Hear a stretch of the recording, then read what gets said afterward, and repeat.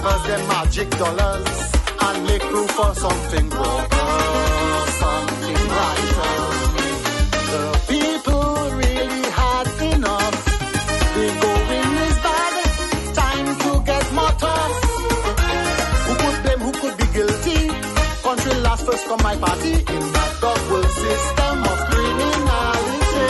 In this isle of beauty of whitey cooling. Sons and daughters, yes, rebel soldiers, we'll see some brighter days. At the ballot and by the pen, wicked raging set on fire. Our crooks and traitors, we now clearly see their ways. How they behave, surrounded holes and water. Not they rescue fighter, let this evil burn and blaze. Scorch down the place, this arrangement is a liar. The devil, we did higher, forgive us in Dominic.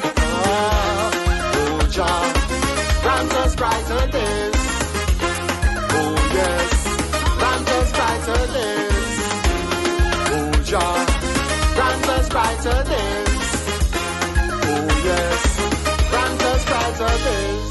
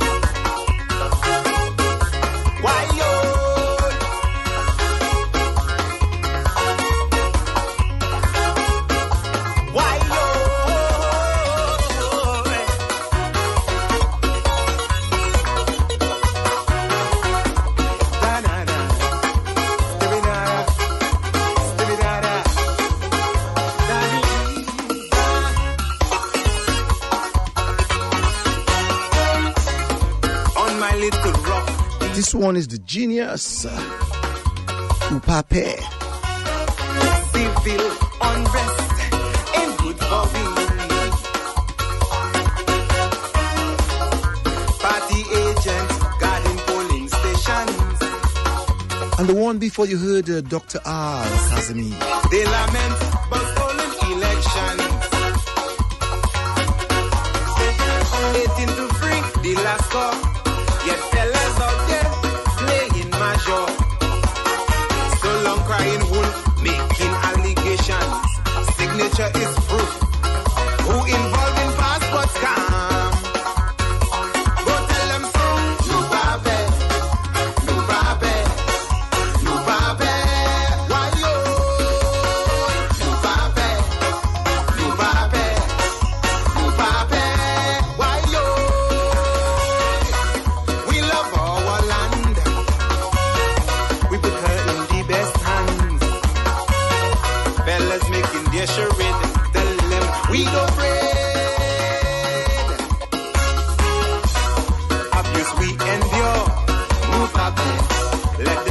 wish they saw. No problem. Our leader is no fool. He was never expelled from school. This is a democracy. Tell workers, stay cool. Cause majority rules.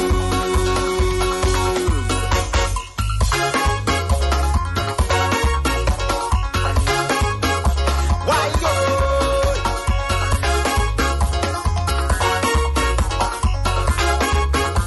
Why yo?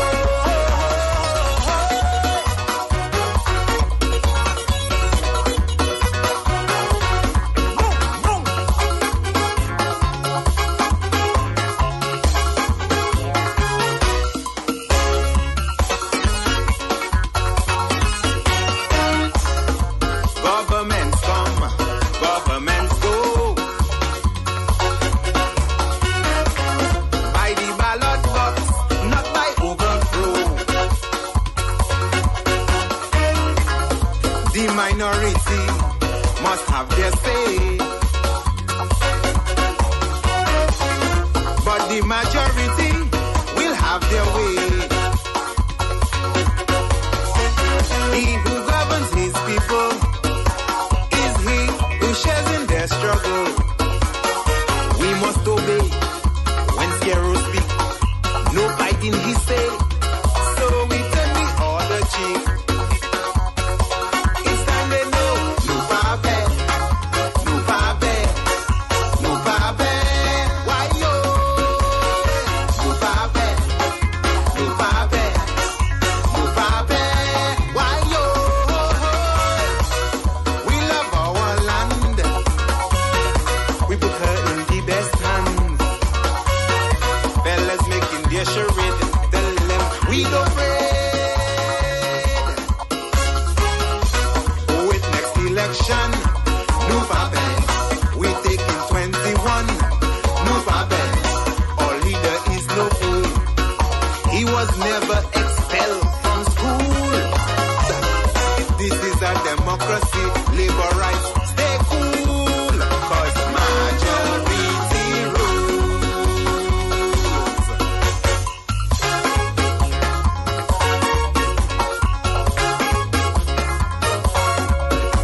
Wait.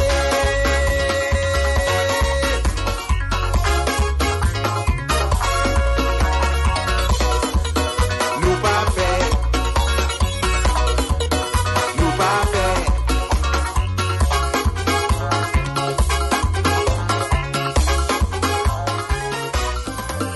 Senti un petit chalet, mi soleil qu'a levé. Tant de mélodie, musique qui a chanté. Senti un petit vent douce, lever ma chaîne pied. Senti liberté, commencement la journée. La journée. Well, tonight we are going to be doing something different. So we are going to have the person on the line, and we'll be having the man of original member of the Grammacks band tonight, Curvin Serrant of the Curvin Serrant of the Grammacks band. Fais un petit sourire pour commencement la journée. Commencement la journée.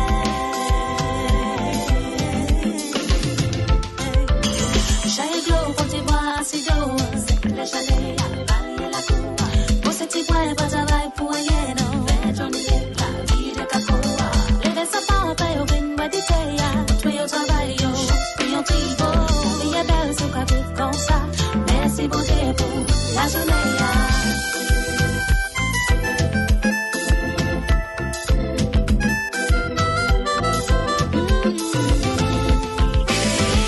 Portez toute hâte là, bon la rivière pour laver.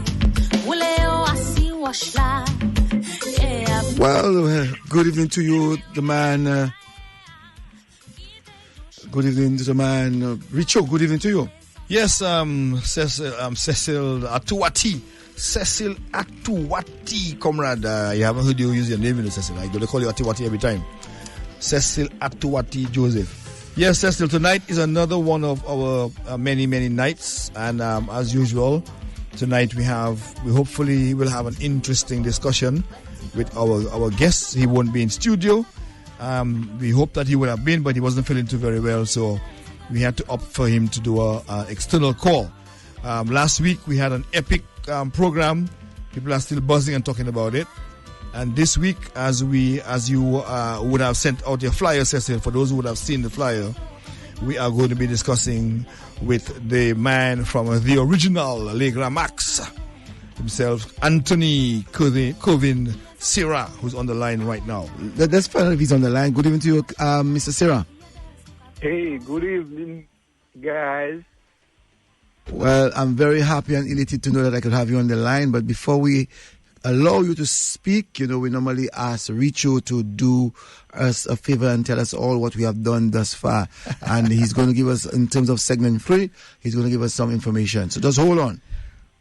Yes, well, I mean, actually, Curvin has been listening to our program consistently, so he knows the format, he knows the drill, and it's a pity he's not going to be in the studio because he would have gone through what everybody else had to go through, and he was going to be ready for it. He told me, we have been friends for a long, long time. He told me that he'll be ready, and it just turned out that he's not so good in body. But his brain is ticking and ready to go. So tonight, Cecil, we will be doing session, a total from the combination of since 2020, we will be doing tonight number 67. So Curvin is going to be number 7 of the session number 3. So it's like we're doing the House of Assembly session and segment.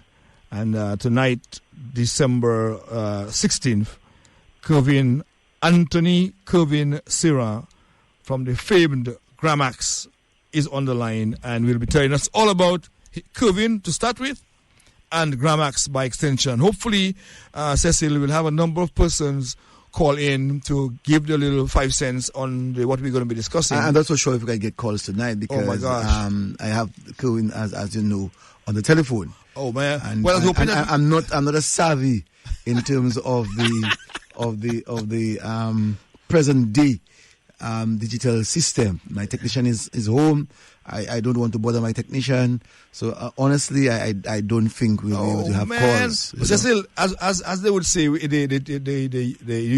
don't say kids, but the children would say, Cecil, you got to get to the program, comrade. You got to get to the program. Get to the program. I know I got to get to the program, but that's something totally different from my. Yeah. And so. But we are hoping, Cecil, that we would have had at least Mark Marie. After I think when we've done. Well, if Mark Marie is listening, he can walk to the studio. I can almost ask him to come in.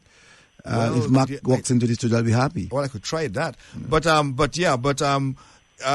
when we have kind of saturated Curvin to the point, we may then have Mark calling. We have Mark's number. The amount of information you told me that we're going to get from Mr. Serrant, you're telling me that we're going to be saturated. It all depends. I mean, what I did, Cecil, was to do some research, as I always do most of my sessions. So you have a copy of the research I did on Grammacks. It says, Les Grammacks, the band that took the world by storm. We have that. And I also have another document here. It's Jeff Joseph, the man, the music, and the legend. And I think before we go into all of these things, I think we don't want to have our good friend, Curvin, for the entire night to fall asleep on us to have him on the telephone. If he was in studio, it would have been something totally different. Man, I tell you. But let's say good night to the man, Curvin. Good night, Mr. Joseph. I'm okay with Cecil, Okay, Mr. Cecil. I'm okay with Cecil. Mr. Cecil. Okay, Cecil. Right. And tell us, in reference to you, you growing up in St. Joseph, and we need to get a background of you, and I'm sure you would have had a background or would know of the other guys and have their backgrounds themselves. So the Jeff, Joe, and all the other guys, you would have had a background in their backyard in reference to how they go about life in the early days. Yes, sir. Saying? Curvin himself is the guy who always wanted to help everyone, solve every problem there is, confront all my young fans, be a role model to them, and in so doing, we really originated from a sports group. Because all we did when we were in St. Joe was roam around the place, play sports, and for me, my biggest interest has been or was school. So in 1968, Curvin, I sat the common entrance examination and I got a scholarship, and I was sent to the SMA, where I didn't really ever think of being at. I was always a grammar school fan, and I had a brother called Alwyn before me, who went to grammar school, to technical wing. Curvin Serrant. He lives now in Texas, and that was my main objective. And from sports, we were confronted, or I was confronted by Mr. Clement Cato Ferrara, who directed a group called Adonis. We played cricket and soccer, and we were a group of about 32 guys, the most talented young guys in sports, who I handpicked and gave Cato all the information, and Cato, having that strong love for St. Joe, where he always gathered the young guys and spoke positively about implementing great things in life.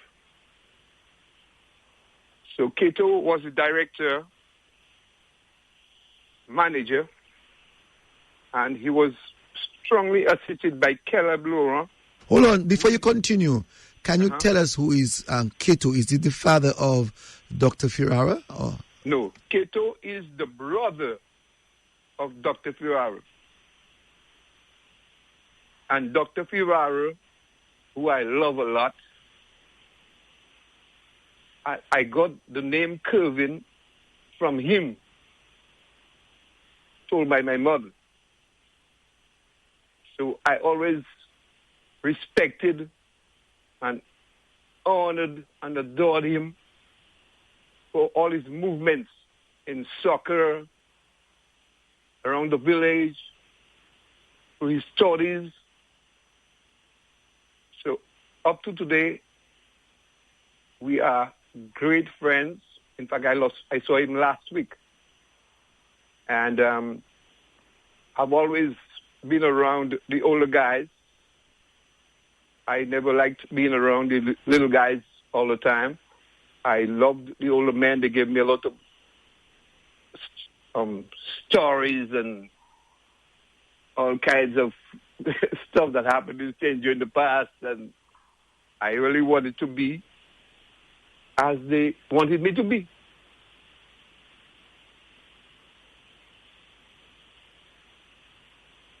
So anything?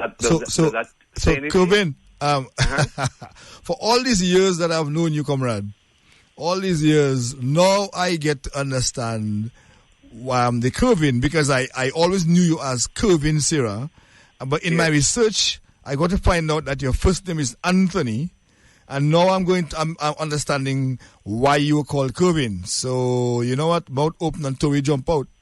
Yeah, my first name is really Curvin. Curvin, I started using the name Anthony after I went to SMA.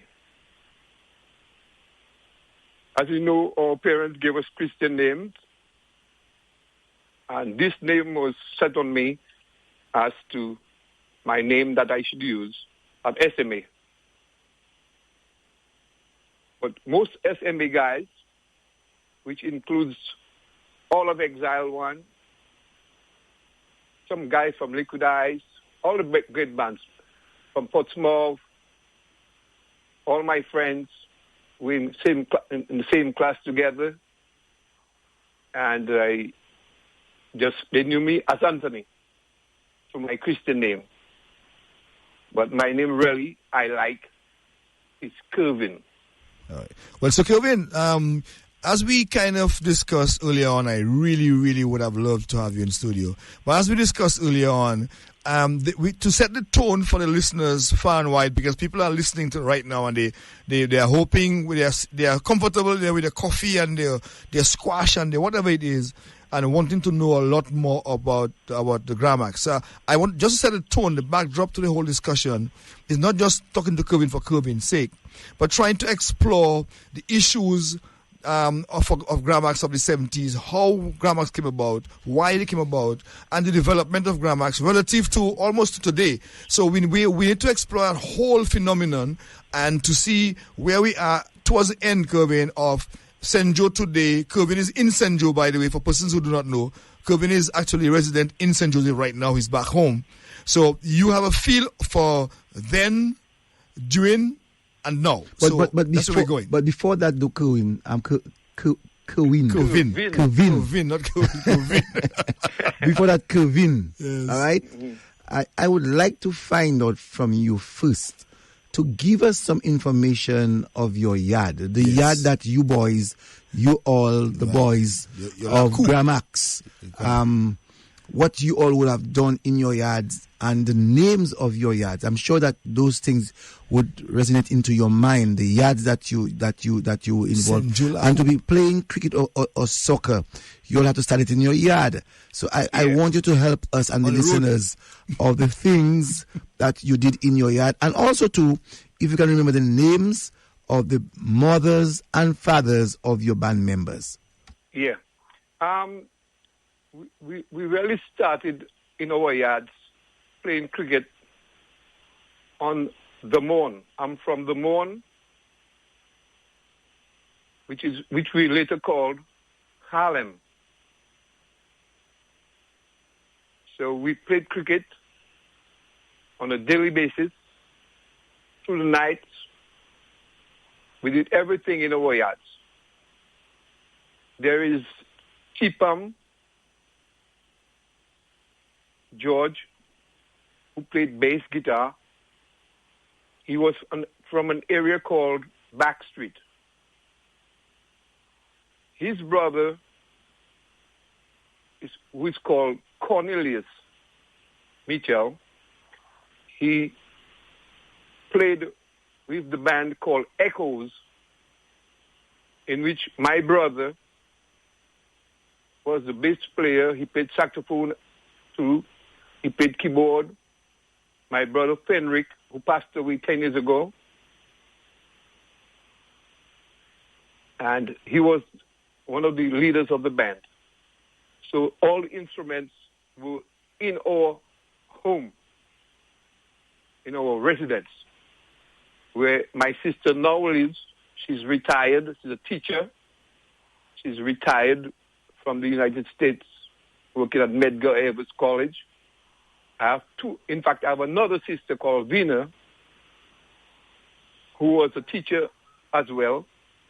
And in fact, I have 5 or 6 sisters who were teachers by trade, and they were very dedicated. And so I learned a lot from them. I have 2 brothers. 3 brothers, but 2 of them I learned a lot from. Fenric, who played music, taught me quite a few introductions to the musical avenue. And Hamil, who now resides in Barbados, is an attorney. It's Hamil Joseph Serrant. He's also my second brother. And he was the president leader in many youth groups. And so I learned a lot from him. I used to be the guy who eavesdropped on most of the meetings they were having. So there I learned the format of having meetings and speech and how to approach things. I learned a lot from them. There is no running away from that. I'm telling you, that's where I got my 2 cents from. So, in having 6 sisters who were teachers, very serious teachers, they taught me a lot. Though I'm a headstrong guy, I'm a crazy guy, I'm not easy to deal with. But along the way, I learned and I got better at that. Now, Tipam was the bass player. He was a very cool guy. And Matthew, forming Grammacks is not like we could play instruments. We couldn't play at all. We just had that dream. I had that passion for wanting to work with others and working as a group. So I chose the guys myself and assigned an instrument to them without they having played instruments. But through dealing with my brothers and my sisters, I saw the light where the players of instruments had particulars. And so I matched the guys I knew very well to the particulars of playing an instrument. So, like I said, Tipam was a very cool guy.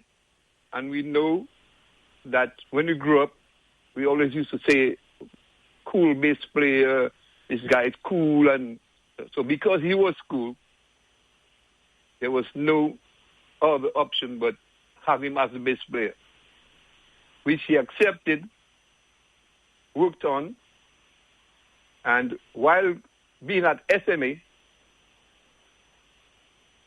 we attended Christian music school for a little while.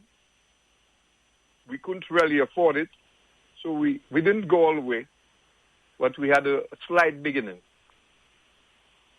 Though the band was not musically inclined, especially as particular, I would say it, particular options. Then I went on to Mackie, who is my cousin, Mackie Prosper. He played keyboard. Went to GGS. And Mackie was always, and I were always together. Any minute of the day, you'd find us together until we went to bed at night. Next morning, we'd wake up 5 o'clock, go practice sports, soccer. And later on the day, we would go to Mero to practice cricket. So there was also Alexson John Baptist, who was, I would say it, a keen cricket player. He was a brave guy who fielded tremendously well. He caught the ball well, catches, and he was a left-handed batsman who was very, very strong-willed. Then we went to Bolo. Bolo was the only guy from the band who had a particular liking for playing drums. So we brought him in as a drummer. And he was the biggest guy, office guy, and he practiced quite a bit. He used to have a lot of magazines always walking around with about the Beatles and all the groups. Because though in that time, research possibilities were very rare. We couldn't really do research on bands. We hadn't seen international acts. We hadn't seen anything. But we decided to have a show band, which we cut from the Gaylord's Power Union, who had us as their, I would say, next of kin. So the Gaylords would invite us to all the gigs, have us play with them. And so we got that opening to come to Roseau and go other places and have that inclination for being a show band. Because we hadn't seen any international acts on TV. We had no TV, as you know, around that time. We had no computers. That was far-fetched. So we grew up like that. Now, there was also Jeff Joe. Jeff Joe went to DGS, and Jeff Joe used to always come home singing some calypsos. He would learn from Robin and some of the other calypsonians who went to the DGS at the time. So Jeff Joe was more or less our lead singer, but he sang mostly calypsos, while Alexson sang most of the pop songs, like Staple Singers and things like that. So we had differentiations. Curvin. And Alex also played rhythm guitar, where I played lead guitar. And can you hear me? Yeah. All right. We have a little time to go slow with the others, but we need to get some foundation stuff out there. So just to interact with you, is it true to say then that Curvin is the Wasin, the founder, the originator of Grammacks, in terms of you having picked the guys in there, and you have Anthony Tipam George. I don't know why, if you know why he was called Tipam, and Elon Rodney called Bolo. Why was he called Bolo? And it's easy for us to figure out McDonald, Mackie, Prosper, but the others, no. I have a document in my hand, Curvin, as you are aware, that I was going to kind of go through and have you to verify or otherwise the information, the veracity of the information as is listed there, because it makes reference to you guys being in St. Joe in 1970. But before we go there, Richo, I think you asked him the question in reference to the names that these guys are, the pet names. Yeah. Okay, so let him maybe tell us why they were called so, and maybe we could go into the other aspect of it. Anthony Tipam George. Why Tipam? Tipam, I cannot explain that, but I knew him as Tipam myself, and I've never really asked him why Tipam. But in St. Joe, as you may know, everyone has a nickname. You could be the greatest doctor, you have a nickname in St. Joe. No one knows you by your real name. There's always a name for you. Because most people used to call me Tipam, because T is Creole, which means small. So when they see us together, I was always the smallest. I was the youngest and the smallest. I was about to ask that, Curvin, because I have pictures of you where you are the smallest of the group. And you said that you are almost like the founder, if not the founder of the group, because you source in guys and allow them to play the part that you wanted them to play, while you're the smallest. Yeah. Well, from the time I was about 8 or 9, I always formed my cricket clubs. And in so doing, I would have the juniors cricket club. So I was always learning from my brothers. I always was a guy who wanted to do things like that.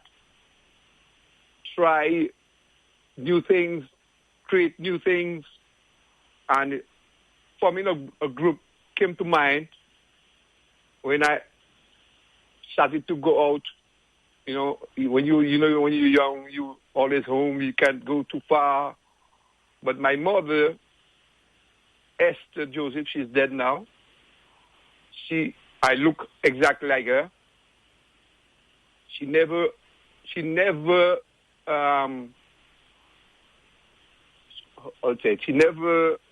discouraged me from doing anything I wanted to do. Because they knew from home, with my sisters, I love my sisters, all of them, and I have 8 sisters. So being the smallest, youngest, but my mind was not the youngest. And like I said, Jeff and myself were the 2 guys from the band who had scholarships, government scholarships. As you know, Jeff went to the DGS, and I to SMA. So I always, from an early age, I always was in the thought of forming things, never a one-man gang. Always together with people, because I worked with the YCW, Young Christian Workers, they call it, I think. And through my brother, Hamil, and Alwyn, I just naturally grew into that. So tell us how we spoke about Tipam, we spoke about Alexson, we spoke about Maki. Before I go back to my question early on, Elon, Bolo, Rodney. What about Bolo? Okay, Bolo is a guy. Bolo went to DGS, and Bolo had lots of ideas, but he wasn't as outspoken as I was. I was a very outspoken guy, and I always wanted to work with groups, not myself, not solo. So Bolo, who migrated back and forth from St. Joe to La Plaine, because he had family in La Plaine, he was very interested in things like that, and he used to bring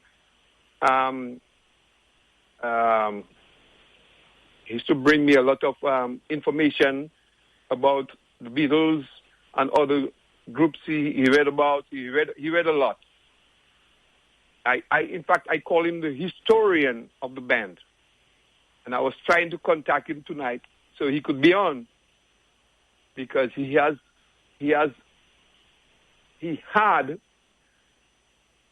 a dictionary, or not a dictionary, Wikipedia.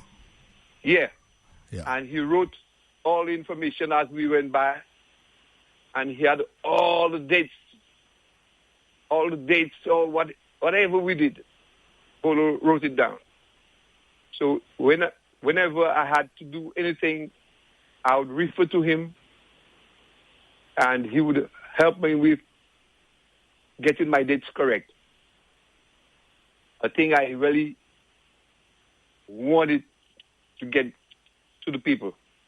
The correct information. All right, so Curvin, I'm just wanting to just clarify, because we have the document you have a copy of, and I have a copy of, and Cecil has a copy of. It's about 4 or 5 pages to do with Grammacks. But I just wanted to get out of the way the formation of the band, because it makes reference to why the band was formed because of an incident that happened in St. Joe at the time. And I just wanted for you to clarify and see whether that was true or not. Because we also have the follow-up to George Soul Thomas. But the document makes reference to, there was an event in 1970, summer of 1970, where the 28 members of the Adonis Sports Club, under the direction of Caleb Lura, were busy completing preparations for a fundraising dance that night. And excitement is running high through the village as the members look forward to, with great expectations, to hear the band, Boys and Them, coming from Roseau. They also knew that the band would draw huge crowd, so that entire afternoon they busied themselves with preparing drinks, food, and other items for sale. Their excitement would soon turn to dismay. That night, they would wait in vain as the band failed to show up. The following morning, the youthful members would go through the village selling their excess drinks and chicken wings from the previous night. Now here's the killer. It says, they also vowed there and then to form their own band so that they would not have to rely on a Roseau band in the future. Is that correct or not? Well, it's not exactly correct. Because we had a group of guys, not 28, we had about 32 guys under the direction of Clement Cato Ferrara, who I said is the brother of Dr. Curvin Serrant. Cato was a very mild guy, never mad, he never him talk loud, he never curses. He was a serious role model for me. So Cato got us together in the business mode of things. So having this group, the sports group, we used to have dances at the St. Joseph's lower school, and we would sell stuff for the band, for the group, things like chiclets and stuff to raise funds added to our fees. But as you know, at the time, fees were not a thing of a sure thing.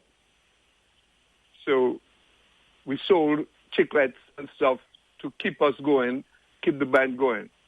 Because it was very well organized by Cato, and he was assisted by Caleb Lohr, who always volunteered his time whenever he saw I especially doing anything with guys. So he would come, and at the time he was attending school in Antigua. So we started selling chiclets and making dances and trying to put funds together to buy instruments, because we decided we were going to make a band. But there was nothing like the band not coming that we decided to make a band. We had the plans of making a band. No, Curvin. We are verified. Yeah, that's good. I would want to know at what time, because it's been said that Jeff Joseph did not start with the band. At what time did Jeff come on board in the band?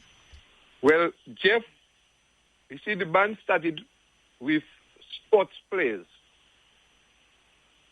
Jeff really wasn't a sports player.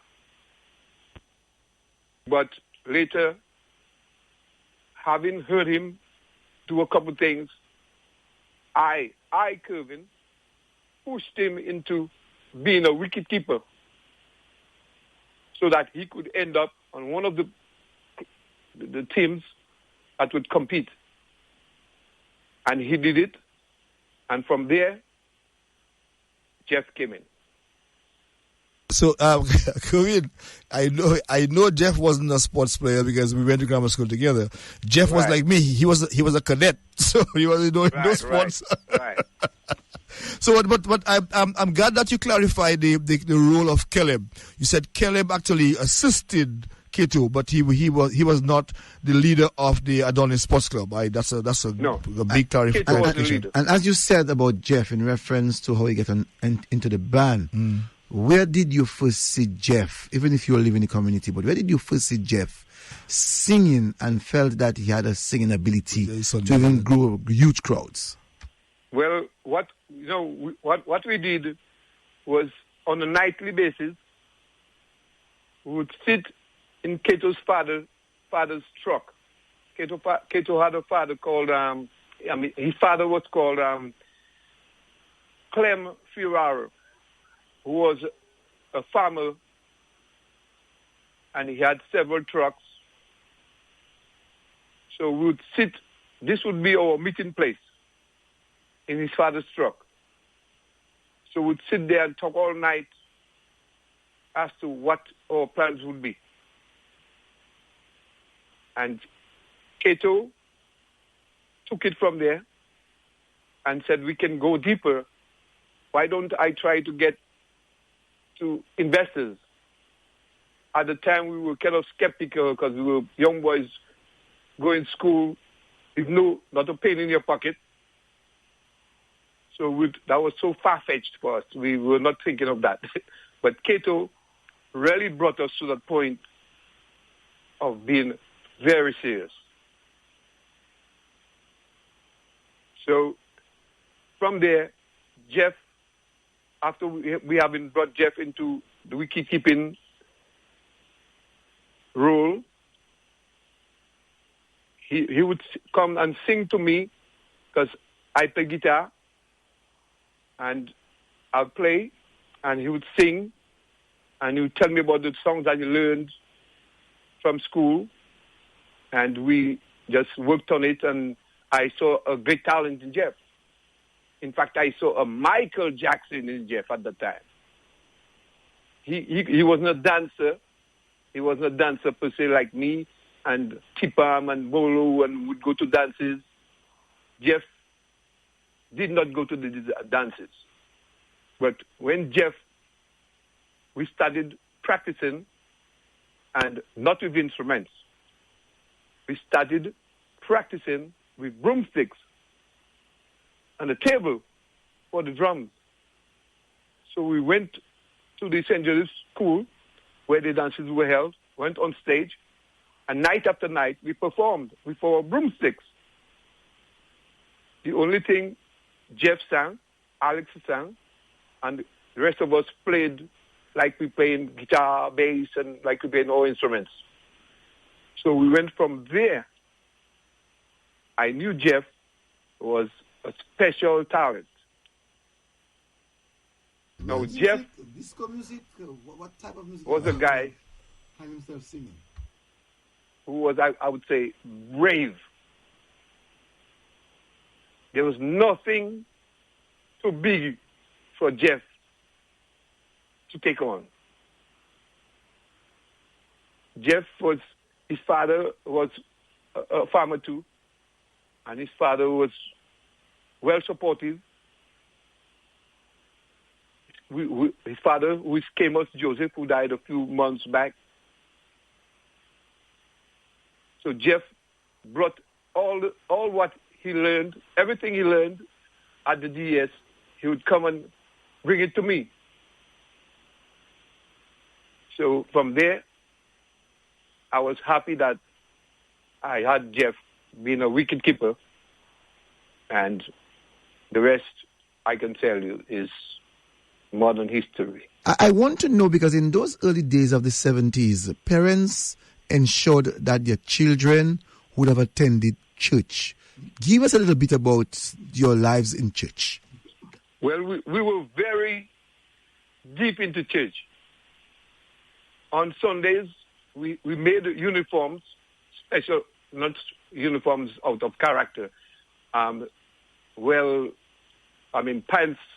done, well respectable, and we went to church very often through Cato's inspiration and Caleb's inspiration. So we dress up in our, I can't even recall the colors of the pants, but I can see it. And we'd go to church together, most times, and we were very dedicated guys who were deep into church. So the best I can say is that we just were very well brought up guys. So no acolytes in the groups? No. I think Bolo was an acolyte, and Alexson. Please. Yeah, Bolo and Alexson were acolytes. Photo Leglise. So no, Curvin, Again, I'm reading on the.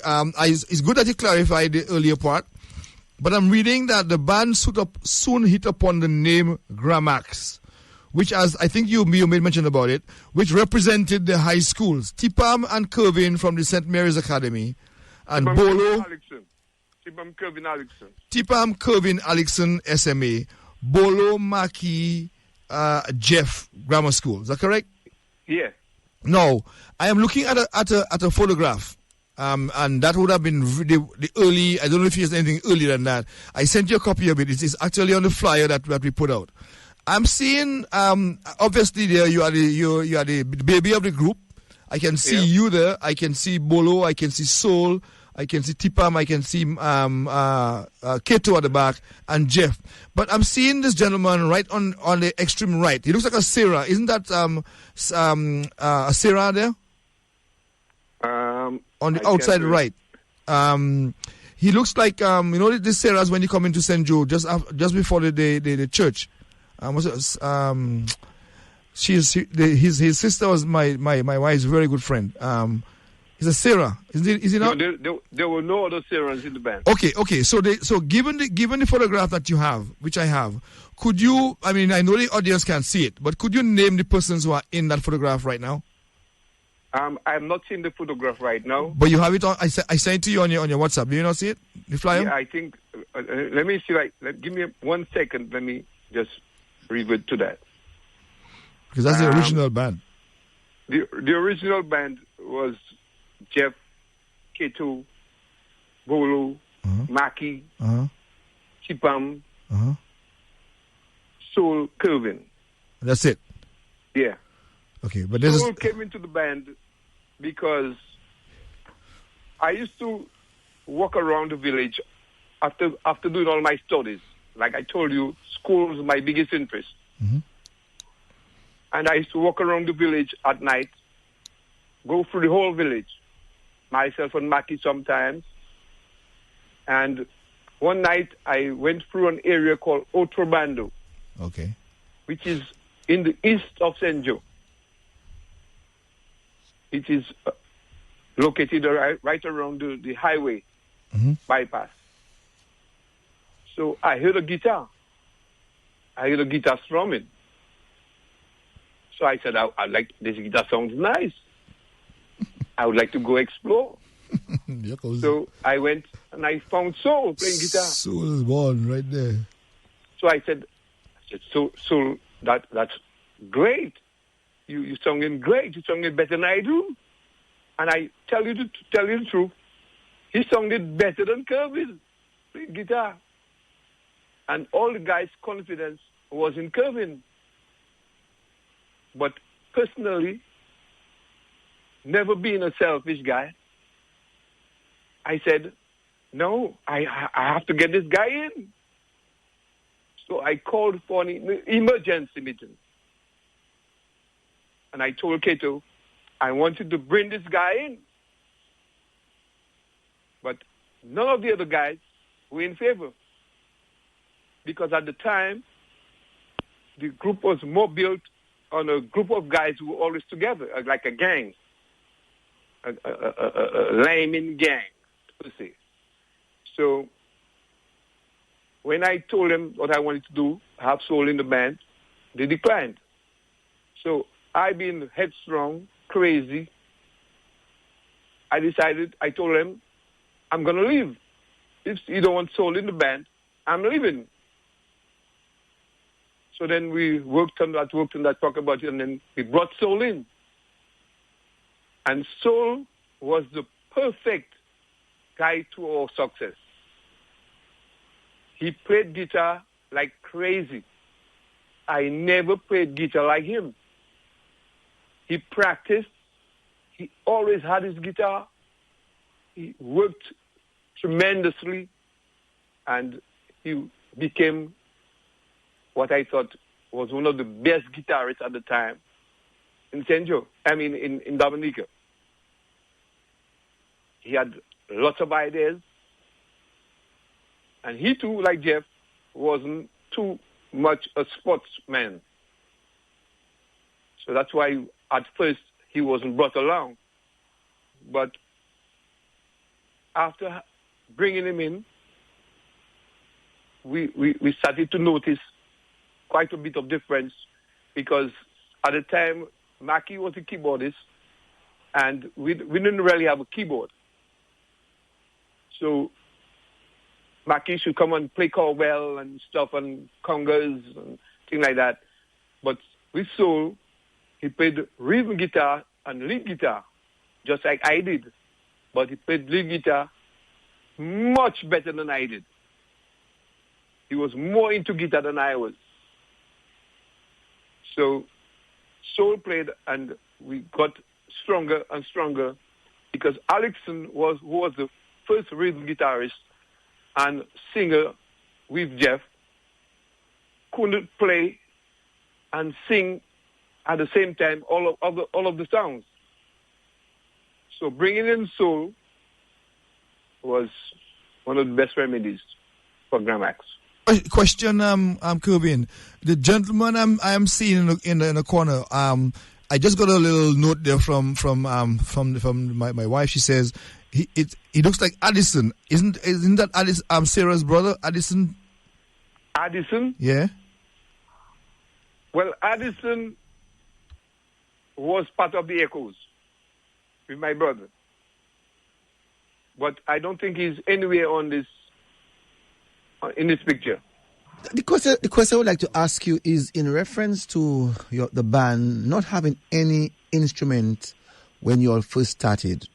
Give us a roadmap of how you began sourcing the necessary instruments to make the band what the St. Joseph people wanted. And what year? Well, and what year? What year was that again? What year did the Grammacks actually start? Exactly what year? Well, I went to school in 68, SMA. I think we studied around 70. I think I was in second form or so when my ending time in second form, we started the band. And I mean, we did quite a bit, and Addison, like I said, not being part of us because he was a grown man, and we took from them. He played sports with my brother in another team before us, and they formed a band together.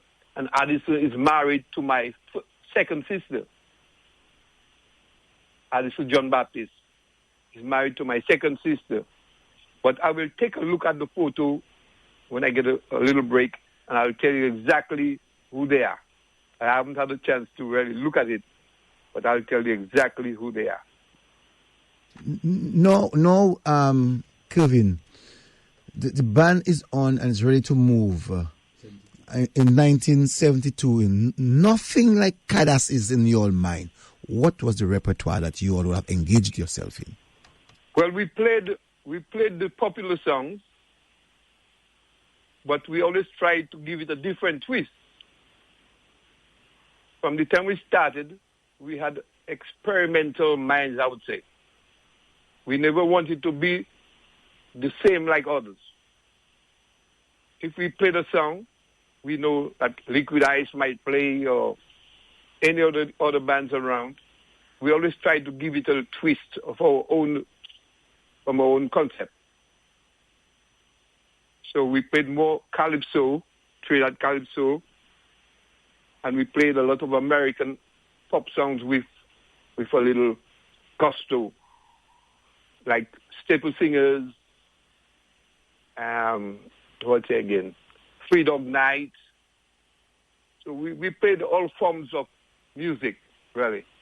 But with calypso, Jeff was the main singer doing the calypsos, or any of the, like I'd say, hot songs.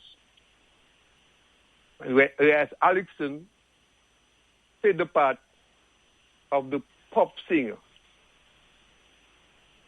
So that's really where we took it from. So now, you all having to be doing the shining armor job for the young people of St. Joseph.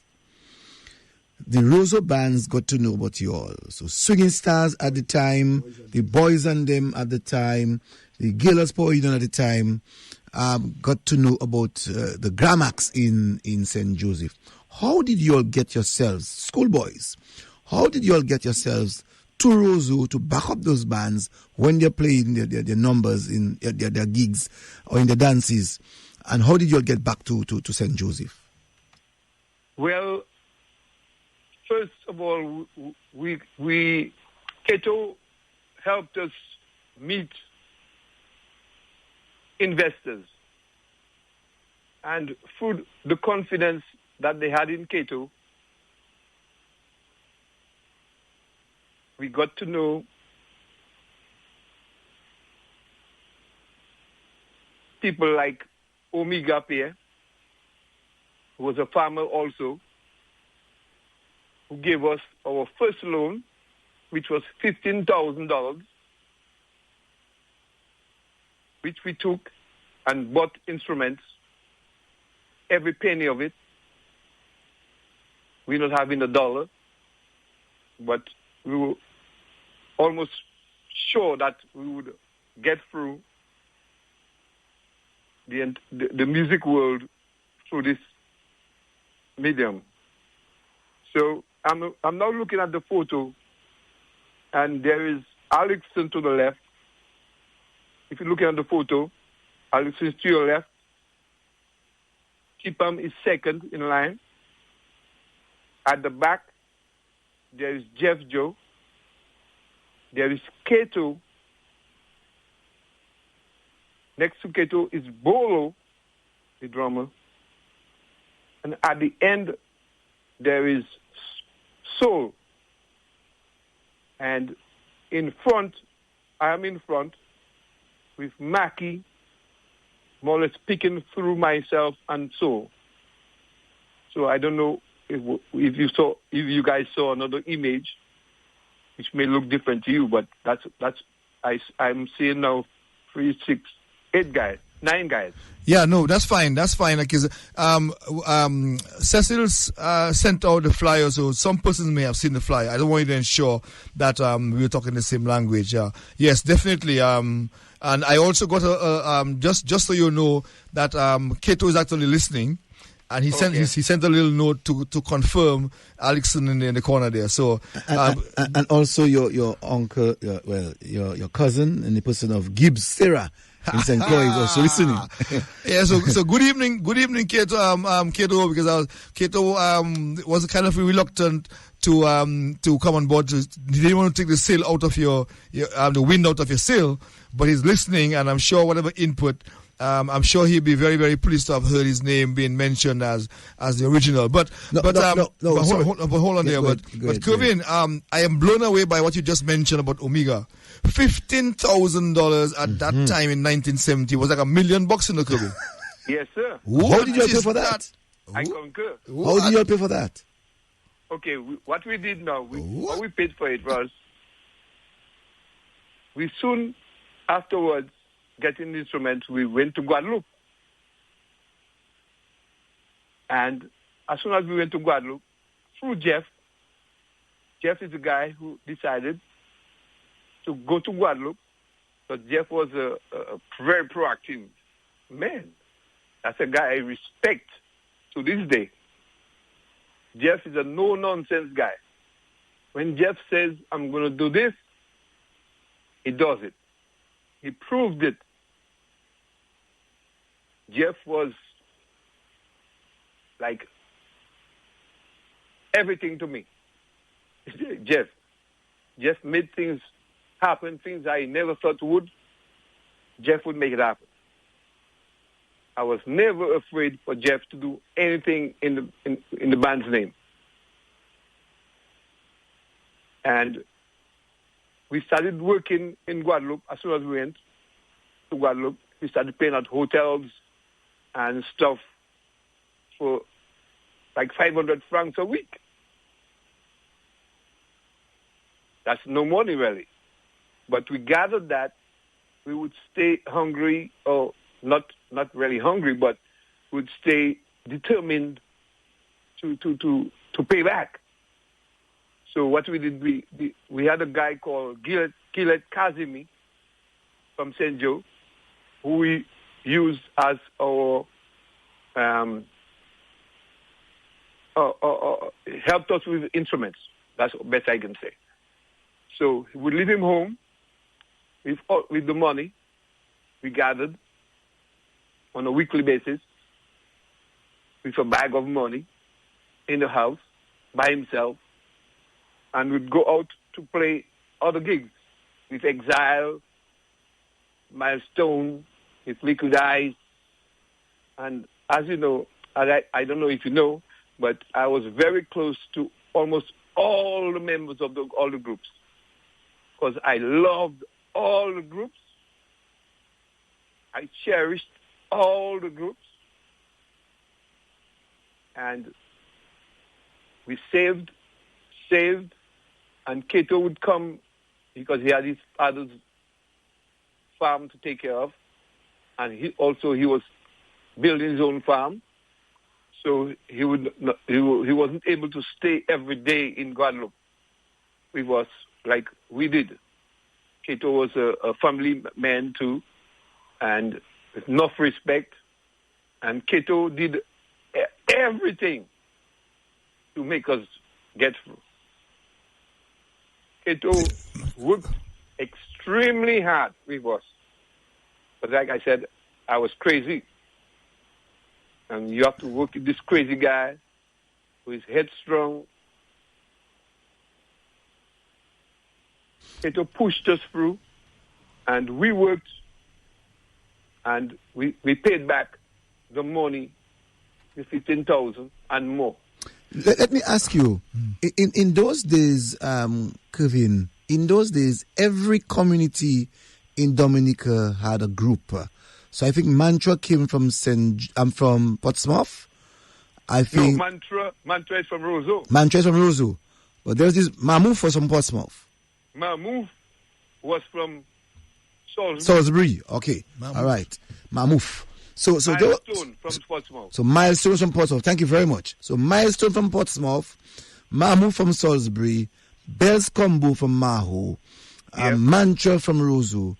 Tell me, in that period, where did the Grammacks band saw themselves as a dancing band for people? Well, we followed the same pattern like most bands did. You know, in Dominica at the time, when you're 16, there's almost nothing left to do. You have to seek employment somewhere or the other. And we were very happy to be able to put this band together. And when we got to that age, we decided a band would see us through, would be able to make a few dollars from a band. It's like another job. So Bells Combo was very instrumental in helping us, in working with the band. They used to come down to our gigs, and smartly they would come around and help us tune our guitars. Mike Morrow, Jeff Detouche, the late, who was my godfather in confirmation, Francis, Hughes, all the guys from Bells Combo. We adored Bells Combo. Up to this day, we think Bells Combo was the best.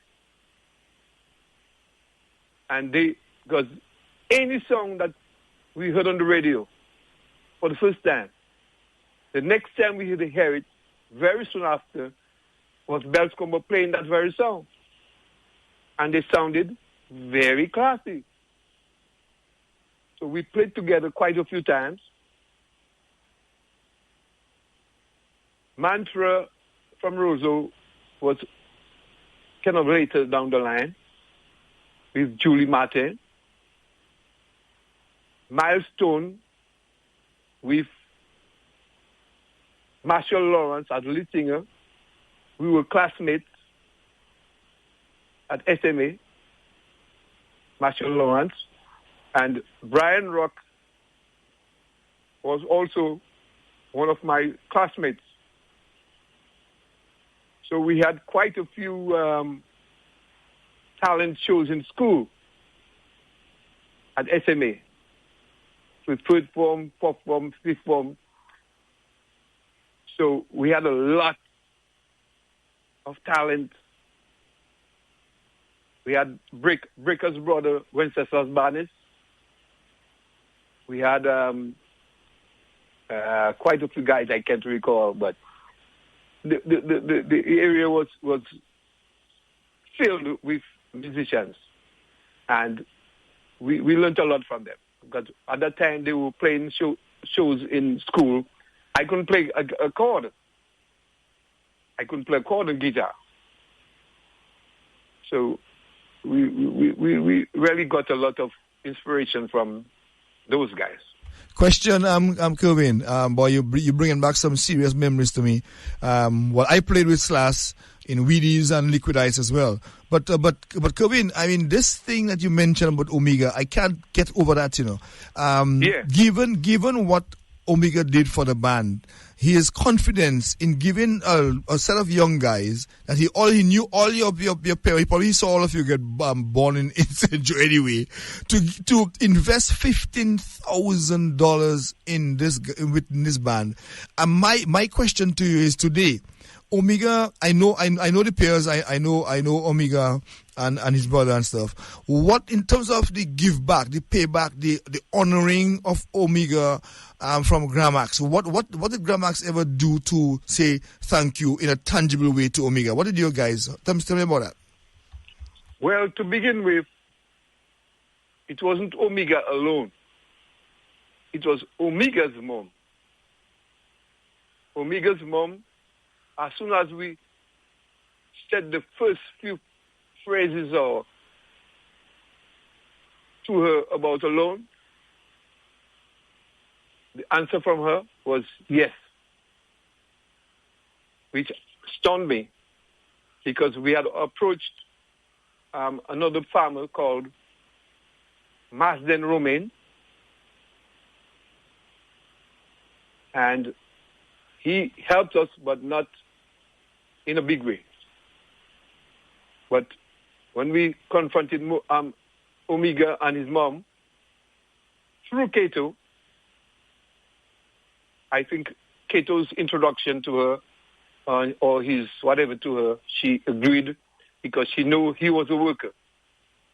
So her confidence for giving us this loan, I figured, was through Cato and his father.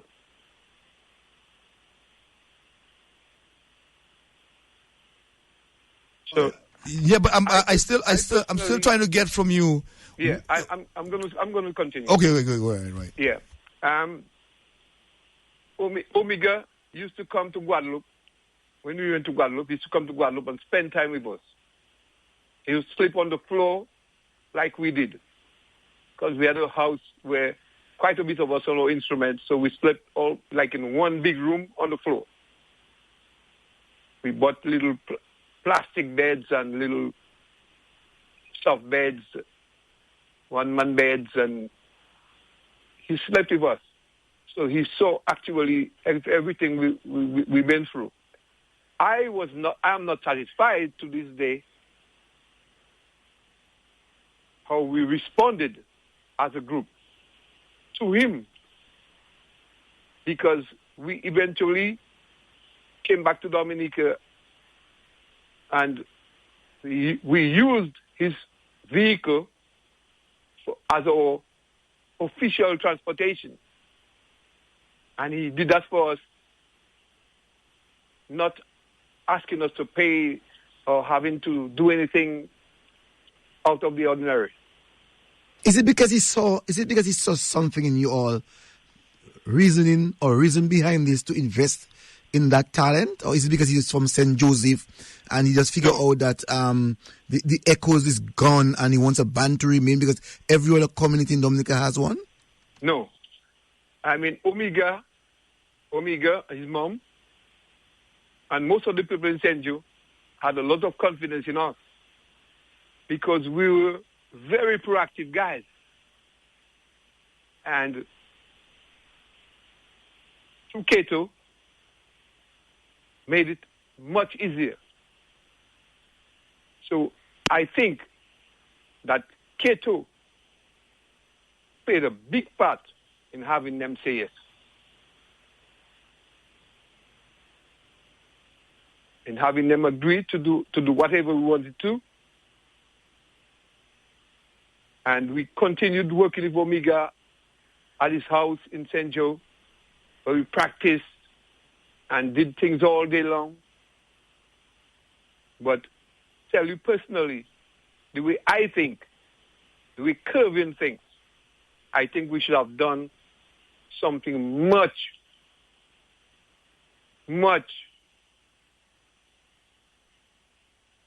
No, let me ask you now. In as much as this guy, because a lot of times people talk about Grammacks and they talk about Jeff Joseph, all right, when they speak about Grammacks. But hearing your story this evening, it's about K2.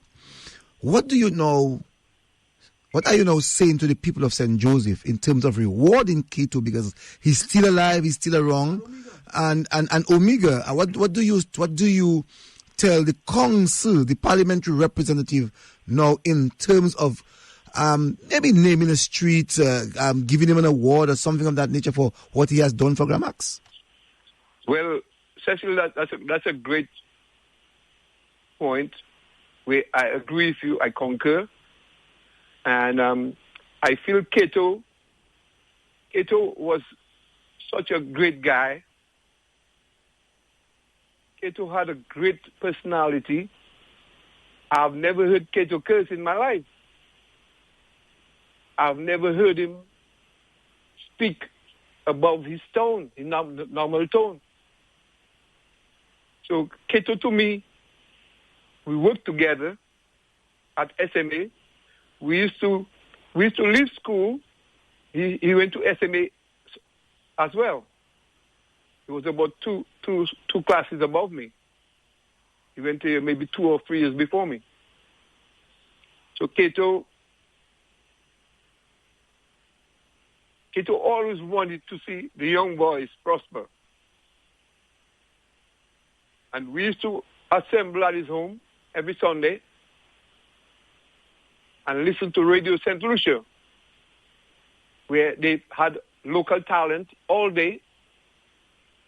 Dominica didn't have that. So we gathered together and we went to Cato's home and played and listened to music all day. So Cato, for me, is worthwhile. And for my part, unlike others, he is honored in my case. For me, I give Cato a lot of credit. And like you said, I think one of these streets should be named after Cato. I think. Yeah, but what about Omega? I'm not hearing Omega. Okay, well, Omega, like I said, Francis, you know me. I honor Omega to the extreme because that was a very brave thought, a very brave move to see little guys come to you for all this big money. And there was no further discussion when Cato made the point. When Cato made the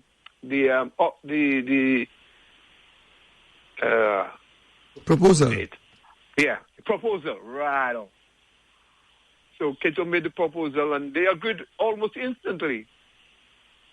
But I think this came about because Cato's father was very progressive. and Kato as well, was very progressive. And Kato is not a show-off guy. Kato is a mild-mannered gentleman. He always instilled in us positiveness. He even fired me once upon a time for misbehaving. Which today, up to today, I haven't told him, but I don't like him for that. I don't respect that. Kato, I have to let you know that. I don't like the point when you decided to fire me, because I was more or less the mainstay. I did everything. You're the staple. Huh? You're the staple of the band. Yeah. Because in school, a lot of the guys from the band doesn't know that. Kato and I used to do lots of stuff to keep the band, get the band going. Like we would write to the companies from America, which around Christmas time, I would receive a lot of magazines from my sisters who were overseas, and my sisters, my brothers, and we would write to Sears, Rosebuck and Company, and so, and ask them to send us instruments and help us. So a lot of things that we did, Kato and myself, the guys in the band, up to this day, have no idea. I'm trying to wonder if after you fired him. After he fired, no. Well, they fired him after. I'm not saying we. You're misbehaving. You're misbehaving. They fired you. You're misbehaving, Curvin. But Curvin, you said to this person you didn't like him for firing you. So I would have expected you to be part of the bandwagon to decide to fire him. No, I didn't do that. I was that kind of guy. I didn't hold grudges.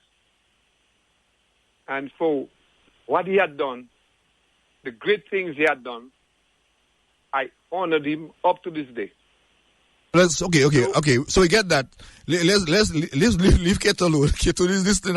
I'm sure he's laughing and he's enjoying this. Kato, you get your flowers right now from Curvin. But let's move on, Curvin. As per the document as I have in my hand, it says here their big break on the local scene came in the summer of 1972 when they performed at the Harlem Festival in Newtown. The musical extravaganza featured bands from all over the Caribbean, but Grammacks clearly stole the show. Talk to us about that. Okay, I'm not sure if it's 1972. Yes, it was 1972. Yes, it was 1972. With, I remember what's his name. This guy, Loftus. Yeah, Emmanuel. Yes. Okay, Loftus came down and checked us out to perform at the show called Harlem Rock Festival, which I'm not too sure exactly what year. But we always wanted to be different. So we made, through Kato's input too, that we made great uniforms. We prepared for the shows. And when we came on stage, most Dominicans thought we were a foreign group, because all the other bands came on stage with their local outfits, but we came as a group with a standard group outfit. And yeah, it says here, I'm Curvin.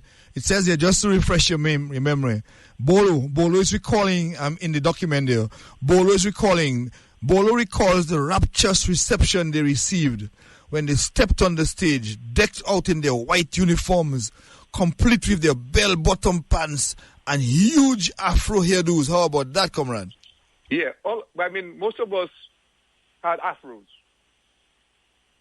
We had a big hair, and we had our afros, and we had our white bell-bottom pants, and we had a kind of flowered top. I don't know much about clothing and stuff, the type of clothing, but we had a flowered top, long sleeve, which we all wore, and after stepping on stage, just stepping on stage, we had the crowd, over the the levels of the other bands, with their chants and their screams and their support. And at the time, we had not very good instruments. And I remember when we stepped on stage, our drums was a few pieces put together, Bolo created. So we were ridiculed, kind of, by some of the other musicians from the other bands. Like, man, that's what all your drum is. That's what all your thing is. That is what all you have. And we didn't care. We just figured we came to do a job and we're going to create an impact. So we worked on that very seriously. In fact, everything we did, we worked on. When we went on stage, we would discuss how Jeff is coming on. We would decide how is Curvin coming on and how the rest of the guys coming on. So we never did anything just crazily, just out of just did things. We planned everything. In fact, like I told you, we had almost a nightly meeting. So we planned everything we wanted to.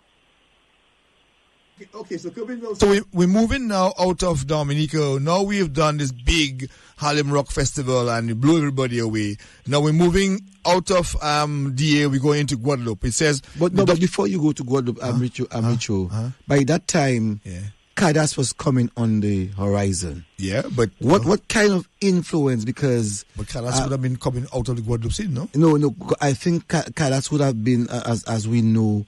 a lot of Dominicans left and go to Guadeloupe. Right. But I would like to find out from them at what time did Cadas start to influence the band? Was it in Dominica or while they were in Guadeloupe? I see. No, in Guadeloupe. In Dominica, we played only the songs that were popular, Trinidadian songs, even Antiguan Calypsonian has a hit. We would do most of the pop hits, popular hits, and we used to always visit the guys from Grammacks.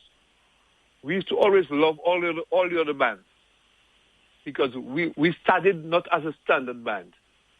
We couldn't play instruments as the standard musicians. We didn't know music. We just wanted to do music. So Exile One started playing and started working a lot in Guadeloupe. So we thought, we got to follow this band. So we started playing our beats according to how we felt. So we placed a different, how would I say it? We placed a different feature to each, to the now, as we say, Cadas. Because Cadas is more calypso dancing.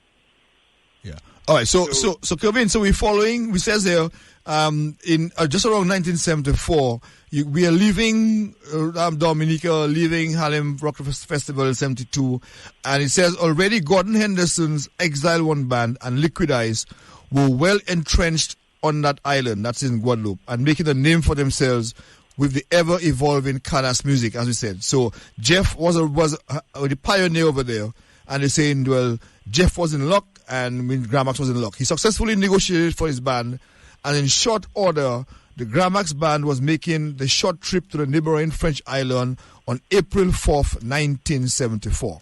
Within a few months of arriving in Guadeloupe, they pressed their first 45, and it was the timeless Sukuya and Soleil Tosho. which both became instant hits throughout the Caribbean. But the best was yet to come. Do you concur, Curvin?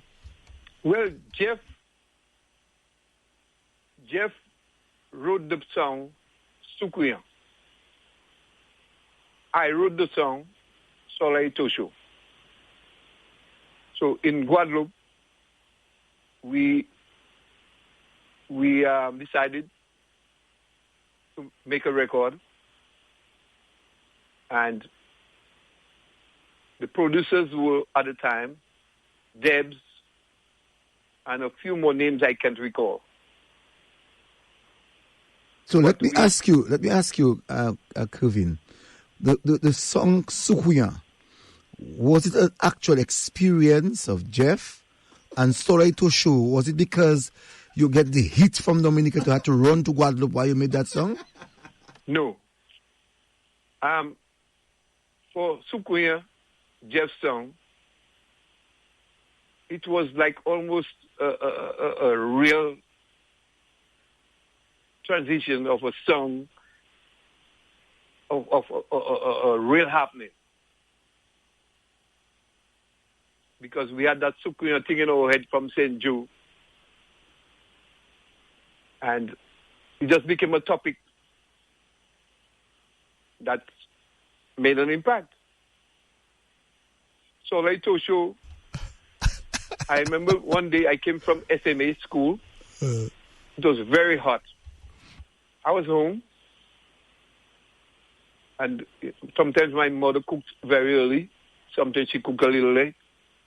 And I had other friends around the village who would be making broths and stuff, and they would sit where I was, and they would give me some of food. So I ate a lot from a lot of friends from around the village.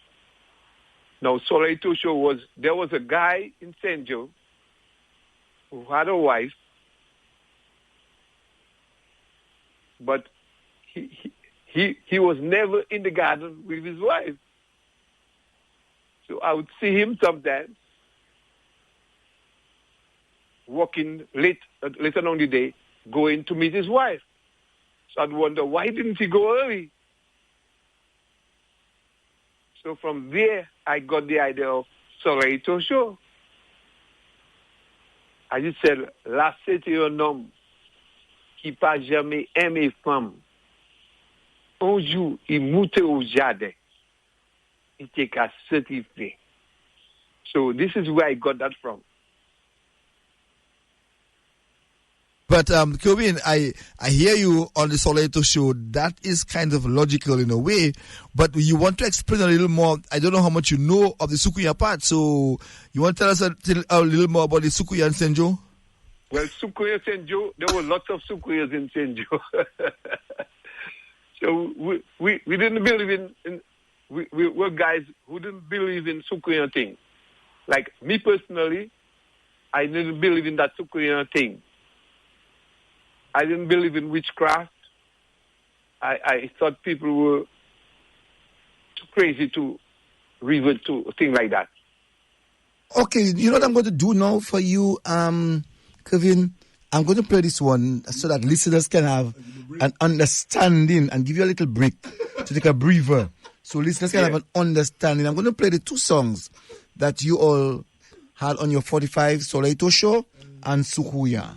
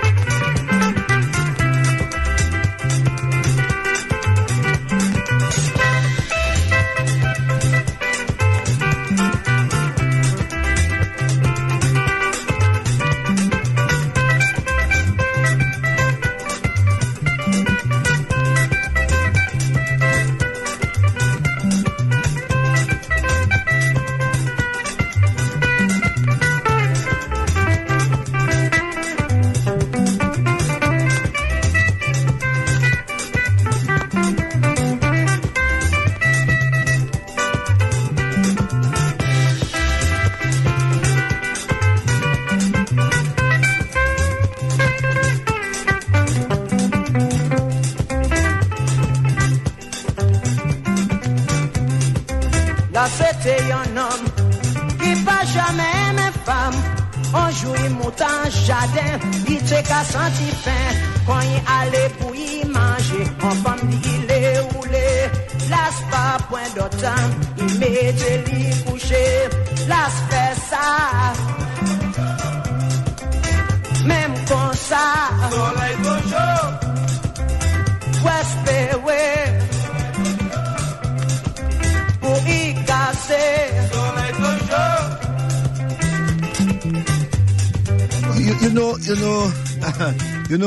My brother, I'm hearing a little smarty in this one. Tell me, let's be honest with each other. Is there anything smarty about that song? Las Casi, Soleil Touchou. Yeah. What's smarty about that? There is. Huh? There is. There is. Help us. Yeah. Help us. Because this gentleman had a lot of kids. And I was wondering, while writing the song, why is he having so many kids? And he's not at work. And I'm seeing him going to the garden late, very, very late, every day. So I'm wondering what he's doing like this. So this is what I stemmed that song from. Okay, I'm going to do like Ra. Just hold on. I forget my thought. I'm going to do like Ra. Medvey. Is that what you're doing? Kind of. So you would have seen one or two or three or four of the many children that came forth. Yeah, I know all of them. No, you're not knowing all of them. You would have seen the action for them coming. Yeah.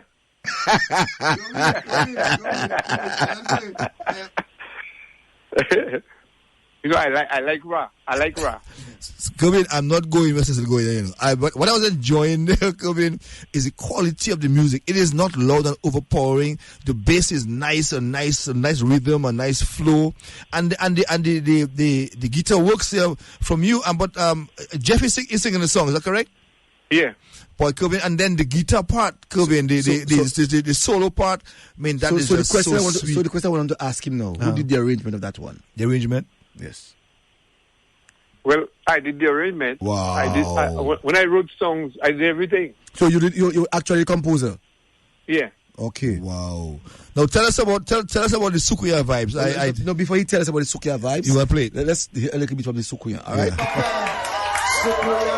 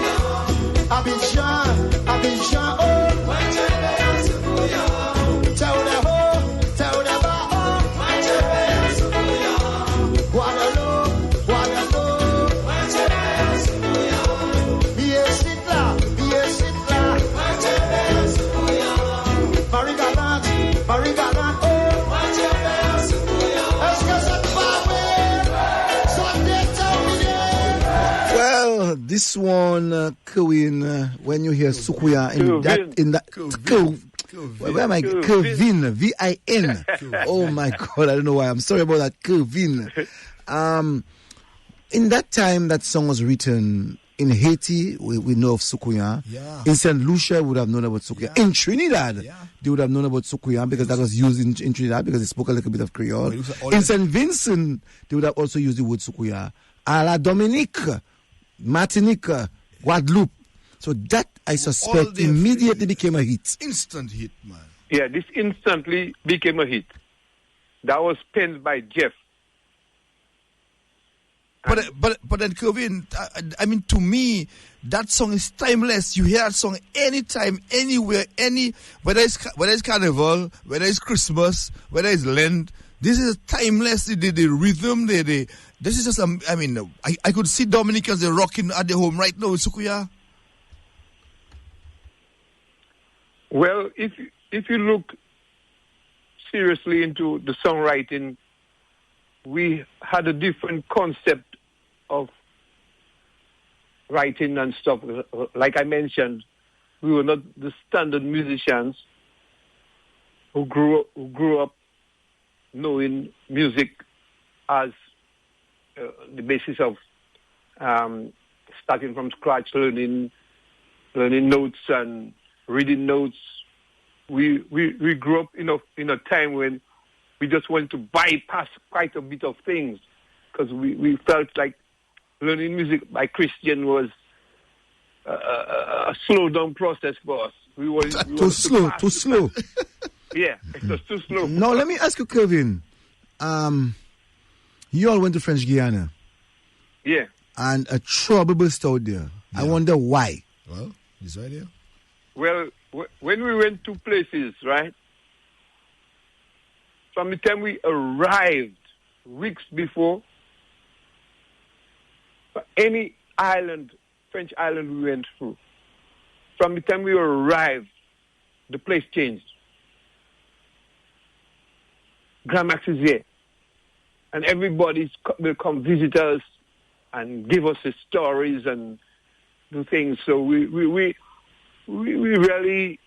welcome everywhere we went, and we took advantage, make sure that we create impacts, so we would have other chances to be doing gigs in that sport. So in the French Guiana, this really happened, and Soul penned Me Deba.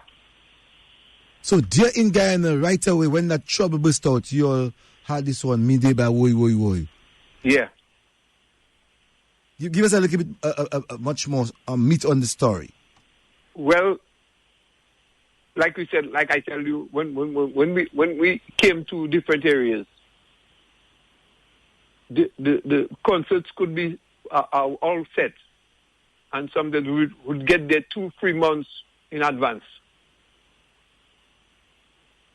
So, from the time we came, it was like an extravaganza.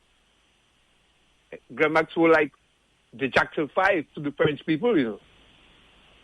When they first saw us perform, they called us the Jackson 5.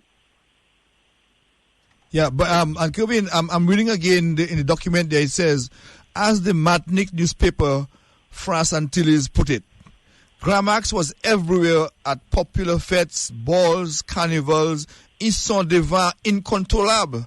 Jeff Joe was surrounded by talented musicians, young and passionate like him.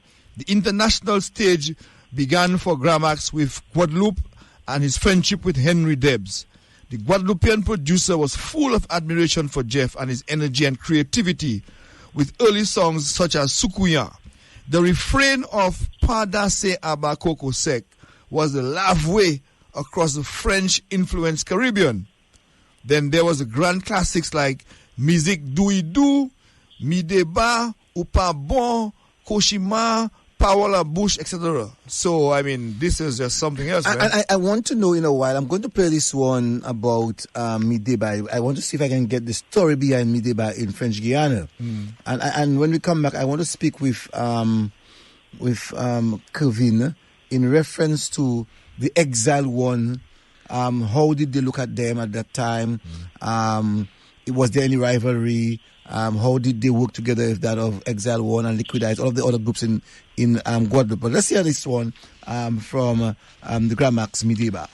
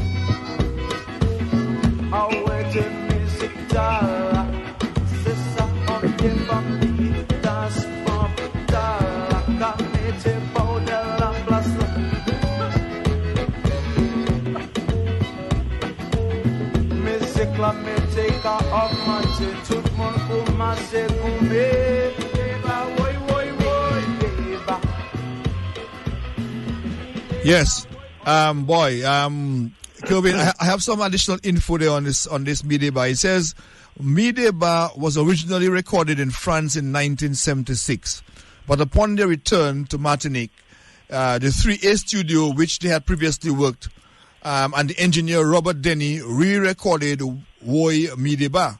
But Woy Mideba took the Caribbean and France by storm and opened the way for the group to begin an extensive tour of Europe. In Paris, a local radio program called Bananas, which played largely Caribbean music, gave the song extensive airplay, and before long, it was the biggest hit in Paris. How about that? Well, we decided after a while in Guadeloupe to make a move to France. And the promoters brought us up, and in Paris we met Bill. Bill Owen. Bill Thomas, Bill who's Thomas. Trinidadian. Yep. And a trumpet player. Yep. Bill At the Owen. time, he performed with the Gabi. band called Levy King, Levy King, yes, Levy King is right. which eventually became Kassav, Kassav, right, most of the members. right. So they used to come, watch us play. Sometimes they used to come to our homes with their guitars, into our practice room, and would explore different musical avenues. So while in France, Bill decided to leave Levy King and be with us. Because language barrier, plus the type of music, and he was quite a musician, I'm telling you. I tell you, yes. He was a together guy, and he suited our everything. So from there, in France, there were quite a few of avenues to explore. We could have gotten some songs together, not having money, and would go to a producer one day, tell him we want to make an LP, which these producers, they bought LPs, they bought records, they bought songs from you. You record 6 songs, and you end up with 10,000 francs, which we know at the time was 2,000 US, which was no money, but it was big to us at the time while in France. So we would never stay hungry. There was always an avenue we could explore to get some money in our hands to live on a daily basis. You mentioned, Curvin, in reference to the band, the big group, the big orchestra that is Kassav. Yeah. Tell us a bit about how Maki and the lead singer, female lead singer, Jocelyn Biwa, how did they work together? Well, they didn't work together, really. She loved him. That's all I can say. And at the time, we were roaming around France like it's our own. And the thought to the Frenchman, being a friend to a Grammacks member, was like something big to him, the Frenchman. Because they wanted to speak a little English. They would learn from Jeff, from myself. Because Jeff and myself were the only 2 guys in the band who spoke a little French and Spanish. But I didn't speak Spanish. Jeff spoke Spanish. And I spoke French. I did 5 years of French in school. And I was very good at it. I took it seriously. So Jeff was very good in Spanish. And he would make up things, make up his own whatever to introduce the band in French, in Spanish. So this gave us a little opening, and from there, having Bill, Mackie, and Jocelyn got together. You saying that they had a relationship? As lovers. As lovers. You know, I deliberately asked that question because I knew of that situation. I got that information myself from Jocelyn. And I was shocked to understand that. And then she indicated to me that her first real gig in music is because of Dominicans through Fitzroy Williams. Many people don't know that. Right. Also Fitzroy played with Grammacks. What? You really? Oh, no. Yeah, Fitzroy played with Grammacks for a long period. A lot of people don't know that. Wow. Yeah, Fitzroy played with Grammacks for a long period. And up to this day, we have a very great relationship. So in in addressing the question you asked earlier, Exile One is a band we looked up to, we honored, because all the guys I knew in school, and when we went to Guadeloupe, the first guys we saw when we reached Guadeloupe going home, we saw Exile One guys on a cane truck eating cane and stuff. And this brought us to a point where we felt at home right away. So Bill's introduction into the band created a little rivalry because we often played with Exile at shows where two bands played.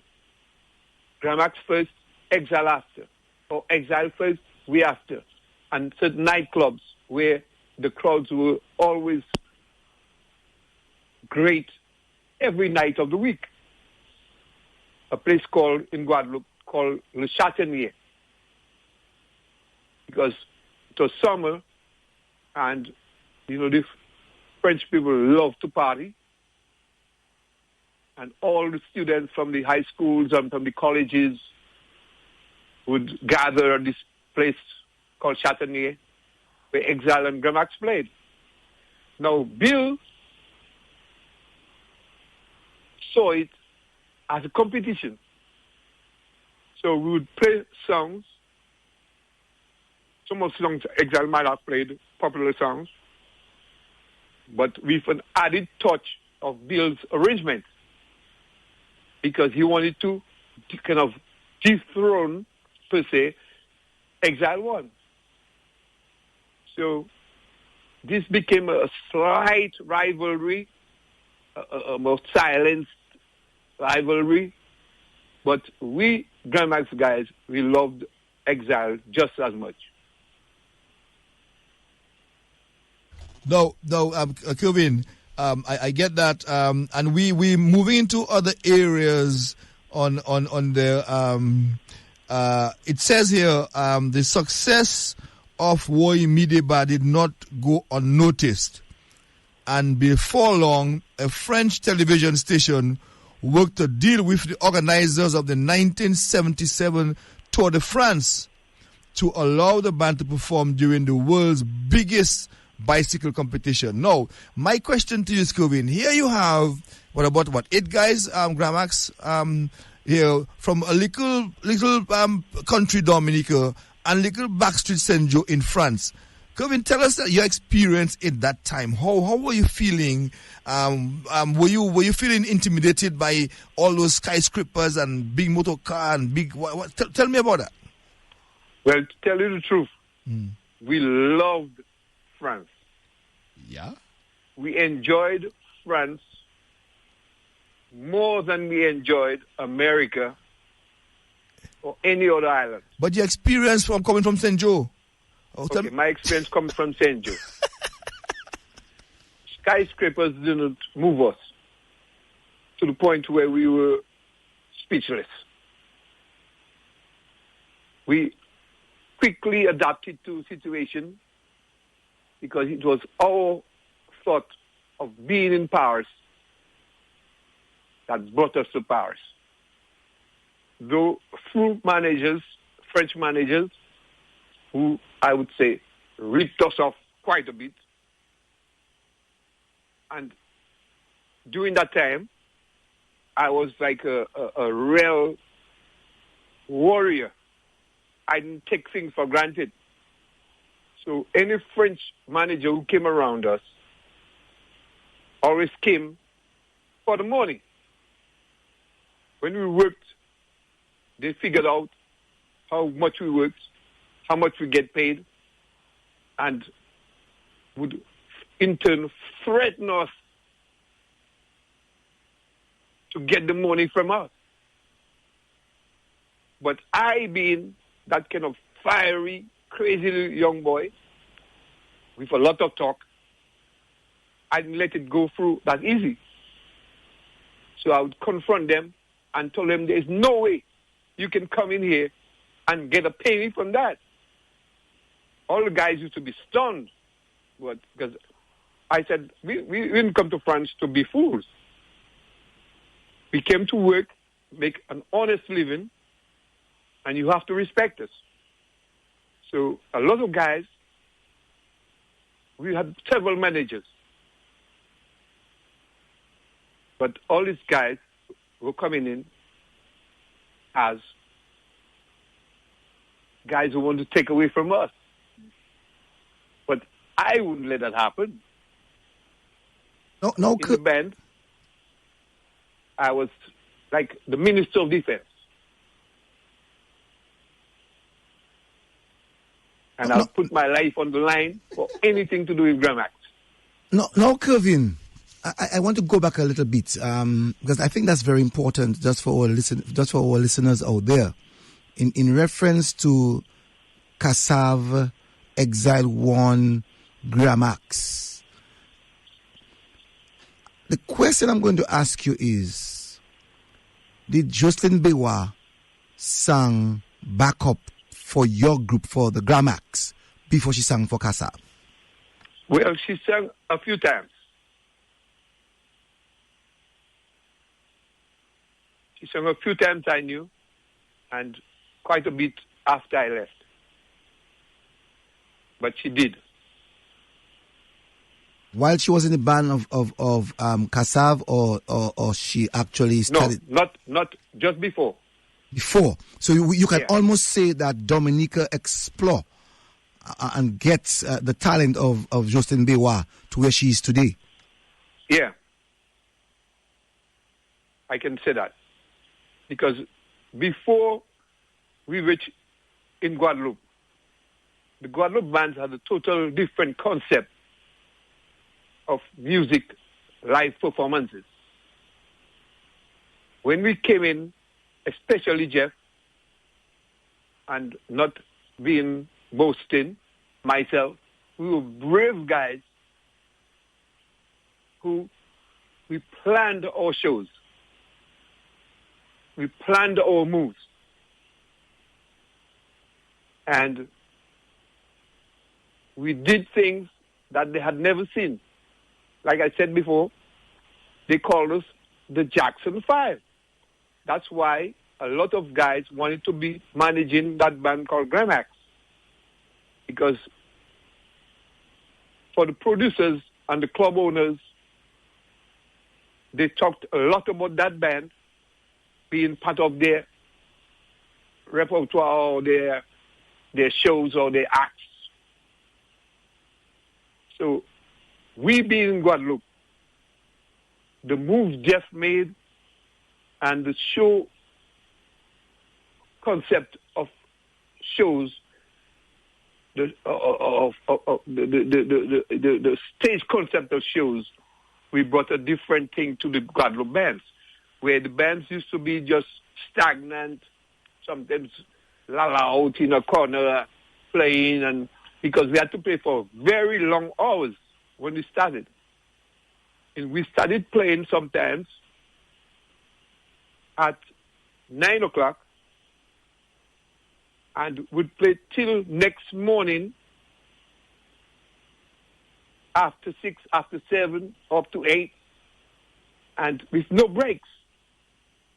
But the way we did it in a way that we could sustain ourselves, because we planned, and Jeff being so energetic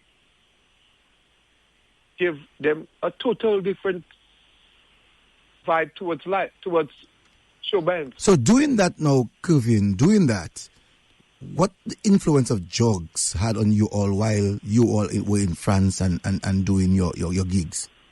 Could you repeat that? While in France, how much influence that Jugs had on you all? Drugs? Yes. We didn't know drugs. In fact, when I used to go to high school, I was so much against drugs. When we went to Guadeloupe, we were not into drugs. While in Guadeloupe and France, we were not into drugs. later on, weed came through. Maybe by a little later, seriously, that we took a little puff, a little taste, a little puff. But we were not really into drugs. We were very, very serious. And our parents had almost instructed all of us to be aware and take it easy and be careful. We go into different lands. And they allowed us to live. So drug really didn't create any impact on us. Now, I know that you all in the 70s, or late 1977, you all had an American tour, North American tour, and that of European tours. But now in 1979, you all got a big break, February 1979. You all got a big break. Yeah. Let me just go into that. It says here in 77, Grammacks recorded the albums Paola Bush, Pamet, and International.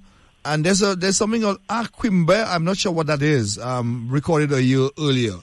But it says for the remainder of 1977, they would continue the exhaustive tours of the various European cities and North America. There's a little group from Dominica in St. Joe, you know. A year later, the group returned triumphantly to Dominica, along with Exile One, to participate in the country's attainment of independence. That's 78. Yeah. In that same year, they released Special Fresh Soul and African Connection. So what? Fresh Soul did a solo of that or what? What is that? Yeah, Soul did a solo album. Oh, I see. This was a way which we could make extra money. Okay. Because we were managed by a group called Twaza. Twaza. 3, number 3. Uh-huh. A. 3A. Okay. Twaza. Mm-hmm. So this was our managing group, which was composed of a Matniken, a great lawyer, Jackie Nayaradu, and there was Miss Fuebo, a white lady, who was also part of Twaza. They took us under their command, and they got us through to do the Tour de France, which is the cycling competition which is held in France every year. Biggest cycling. Yeah. So we went through quite a few areas in New York. Quite a few areas in France and Europe, because the race actually goes through some cities in Europe, like Belgium, Spain, Italy. So we performed at all these places along the way. So we performed Belgium, Spain, Italy, Germany, and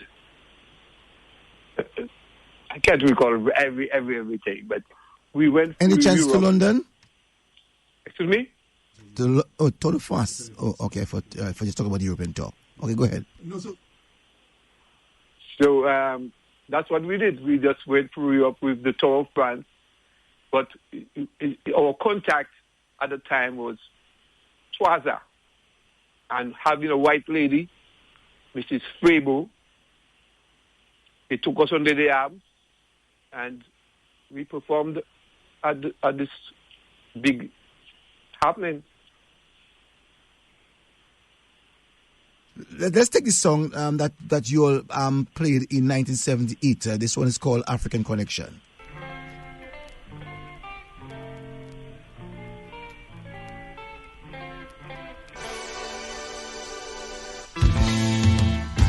People balling, people running, they scatter all about. Their friends on the railways man coming, they ravaging the town, capturing the young ones, carrying them away. Say they're gonna Christianize them, beat them to death, work till the last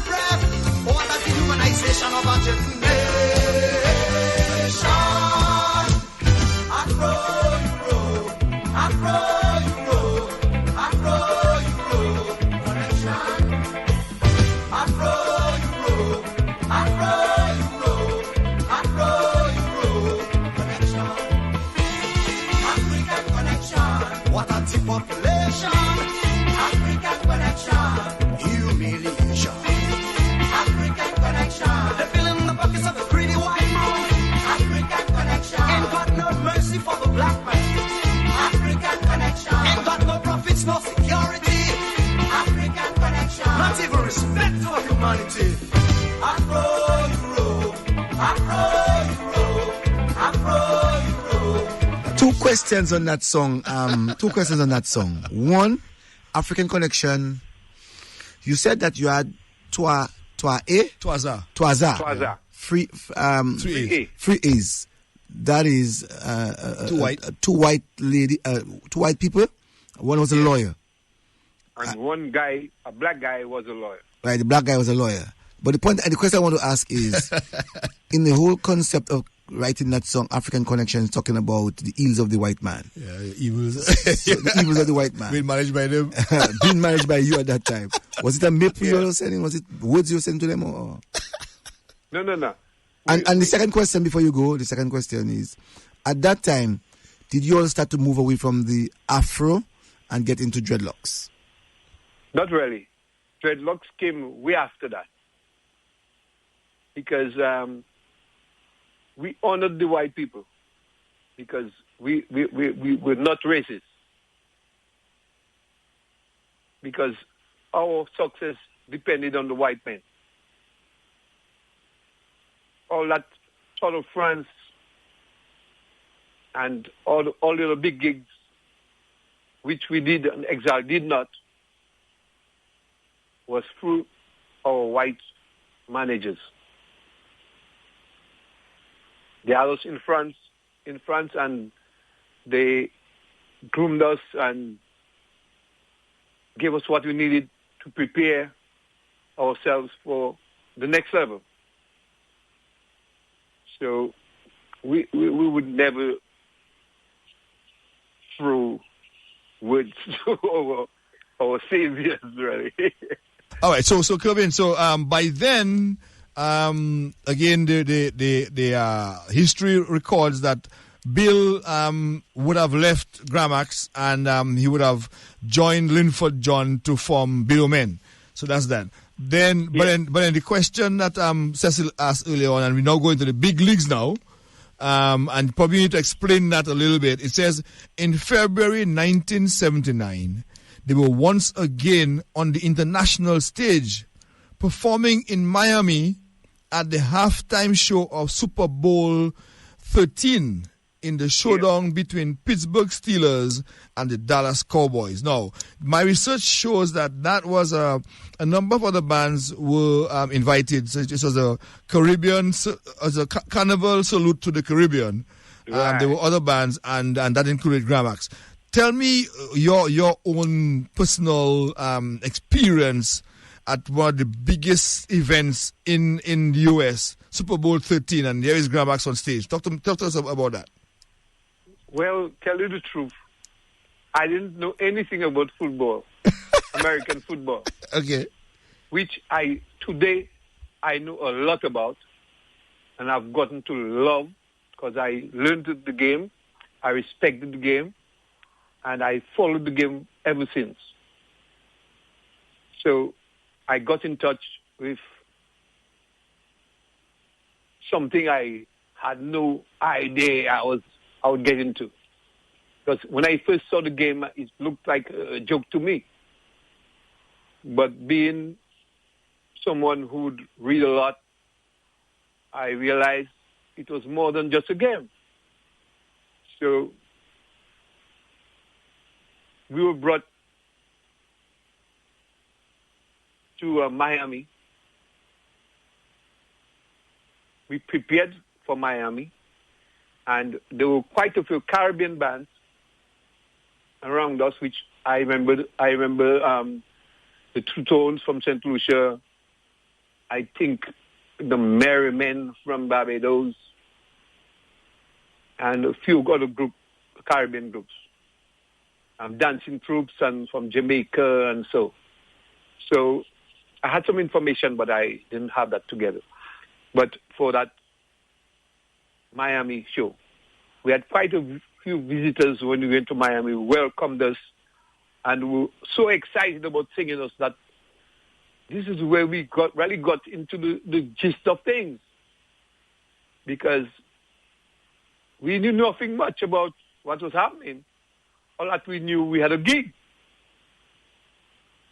But when we arrived in Miami, it was something special, because we were taken straight to a studio to record a few seconds or 1 minute of our performance.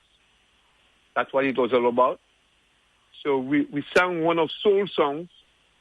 Soul had made a soul album. Anou me ame, tête à tête. So we sang the Creole song at that show, though the people didn't really understand. But this is what we brought with us. And the other Caribbean groups really loved what we did, because they came personally to us, because after the show, there was this big dance. I mean, I tell you, big dance. And we had to perform. So we did more Creole to get the people into a different vibe, because it was all English. And they accepted what we did. But I'm trying to get your own personal experience, because I mean you are the one there on the line right now. What did that do for you as an individual, and you think what did that do for Grammacks? I mean, here you are, probably one of the biggest stages of your. Or let me ask you, would that have been the biggest stage to date for the band? Well, it was one of them. Okay. Because in the Tour of France, we performed before millions on a nightly basis. Millions? Yeah. Said Joe. There were lots. If you check to the France, there are millions of viewers. So we performed every night one song. Right. But it says here, the group. But before, sorry, Richu, I'm sorry about that. But before you go to your question, Richu, I would like to just play that song that Curvin made mention of in reference to Anou me ame, tête à tête. Anou me ame. So the listeners will know exactly what he's talking about.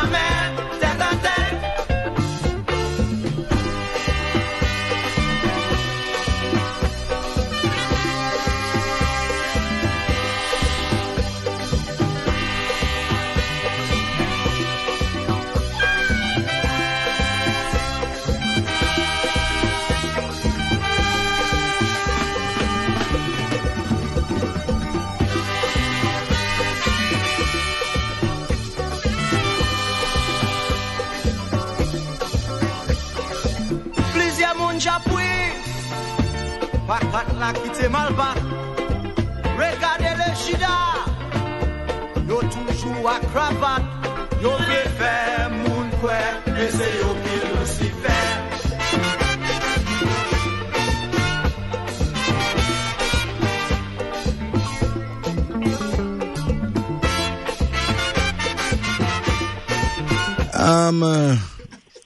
Curvin. Yes, sir. I find that you all are very brave. I think you all escaped because the people could not understand the language. But that was very, very, very, very cocky of you all to actually play this one in a white world. I wanted to ask you all what the words were saying. Hold on. I don't think I was going to answer me. What would you all have answered? That regardez les Jida, c'est Yoki Lucifer. Tell me how you will translate that. Well, it's pretty simple. You know, What? because it's a matter of creativity. And we're trying to show them that we have to work hands in hand to be together. So we make reference to animals as much as humans. So we would tell them about things like the Jida, and I don't find it that we were brave. I mean, to tell you the truth, Soul was very passionate. Soul was a very passionate writer. Who would have done that arrangement for that song? Soul. Wow. But then, Curvin, what I don't understand, by then Bill would have left Grammacks, and I mean, I'm hearing some horns behind there. Jeez, man. I mean, who backs up the band? In fact, we're in Dominica. We're in Dominica, living in St. Joe. Bill was with us, living in St. Joe. Okay. And he came to me one day, and he told me, because I was like the closest to Bill. Okay. Because I was the one he met and he spoke to the most while trying to be in Grammacks. And I put my hand in to make him be welcome. And everything he did, he would come to me and tell me. So he told me he's planning to leave. He hoped I'm not angry. And what his plans were. I told him he shouldn't, because that's where he got all his ideas from, his Creole. He wasn't very good at Creole. So we would help him with our Creole, and I wanted him to be part of us, because he made us compete, especially in Exile, when he played together, and it was well received. So I found at the time it was kind of too soon. But on the other hand, in as much as I made the reference to Cato firing me, which I haven't forgiven him for, I wanted Bill to stay with us, because we were not done.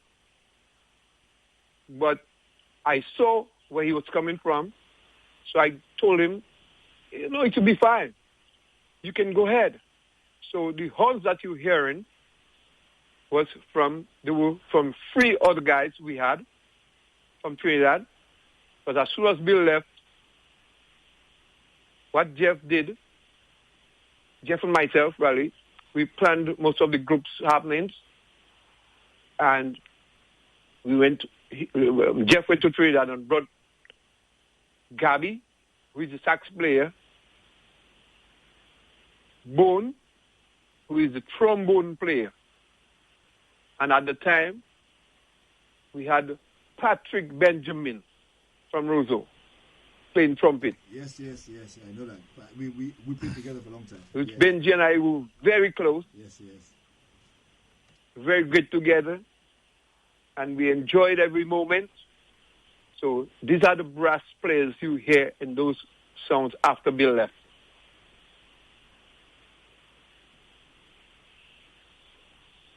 Boy, Curvin, the brass sounds super. I mean, the harmony there is absolutely crazy. Like I said, I played the Benji and the band in music lovers and stuff.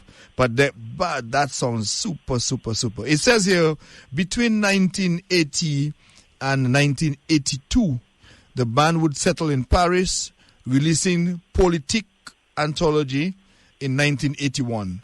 Their final album, Roots Caribbean Rock, in 1984 was released, and already there were signs that the original group was having difficulty staying together. Yeah. In 1978, Anthony Curvin Serrant had left, and he was replaced by his brother, Bobby. You want to tell us about that? Yeah, well, Richie, I knew you in Ignitions playing trumpet. Many moons, man. And you were very impressive. Yeah. Stylish, which I love. I try a thing, man. I don't like guys who stand up one place and play one. I like guys emotion with feeling, deep feeling. I try a thing. And I knew then. We were not friends, but I knew then. But when I became your friend, I was so happy. And I became your friend because you had a mini Austin red. And when I came back to Dominica in 79, after Hurricane David, we were in Martinique playing dominoes during the daytime that Hurricane David was crashing Dominica. We were in Martinique. So at the end of the day, I told Jeffrey we got to do something. Our parents back home, we hearing of this devastation, we got to go. Mentioned that it's a stuff, but anyway, he went and he chartered an aircraft. So we flew from Martinique, came to Dominica, reached late in the afternoon, and we walked Grammacks all together from the airport at Melville to St. Joe. All night long, we walked. We walked through the most crazy scenes we have ever seen. Cows dying in the street, lying, trees and things all around the place. When we got to St. Joe, we thought it was like an army had just destroyed St. Joe. Because first thing we saw was the roof of Vanos John Charles. He lived right on the highway, right above the church. And we found his roof right down on the playground. So we knew we were in for something. When I got home, Richie, you know my house. It's a little thing that can go into your house about 5 times. When I reached at my house was built for me and a lady, if she wanted to be there. But I found at least 30 people in my house. So right away we knew things were not going to be easy. So I left on that time. So, but I still continued writing the guys, encouraging them, and trying to get them to stay positive. And I left again in 82, migrated to the U.S., and they came to America, and they all came to check me out. So I always kept a very good relationship with all the guys. Because the first time they ever saw Bob Marley, they knew I was a big Bob Marley fan. Because I sang all the Bob Marley songs in the band. So they gave me all insight into what they were doing. So I was really in touch with them. I knew everything that was going on. So from there, what can I say? But Kevin, I don't quite understand. It says here in '78, you left the band and you were replaced by your brother Bobby. As if I can't recall Bobby. What was he doing? In '79, I left in '79 after Hurricane David. So we came down the day after Hurricane David. And when I got home, my mother, all my sisters, Carol, Claudette, Ferrelyn, my 3 younger sisters. And I just felt, you have to stay here. So I decided to leave. And then I was also in love. I had a brand new child, Kwancha, my first daughter, which I created a name. And I decided to stay with my family. Then Bobby, who is Bolo's brother, played guitar too. So before I left, I told Bobby, I'm going to leave. So I worked with Bobby quite a bit and worked out chord structures of different songs, because what we did, we didn't try to play songs, make songs very easy for guys, or the guys or the bands. We always try to make it a bit complex. We would add augmented chords and sustained chords and flat 9 plus 13. So we did all of that. And I worked with him as the rhythm guitar to replace me when I leave, because I had such passion for the band. I was leaving, but I didn't want him to continue being less than what I was when I was in. So I'd already set up Bobby to replace me. So this is as much as I can tell. No, but I'm just going to play some 2 songs. One from the 1984 release, I think it was, Politics. Politic.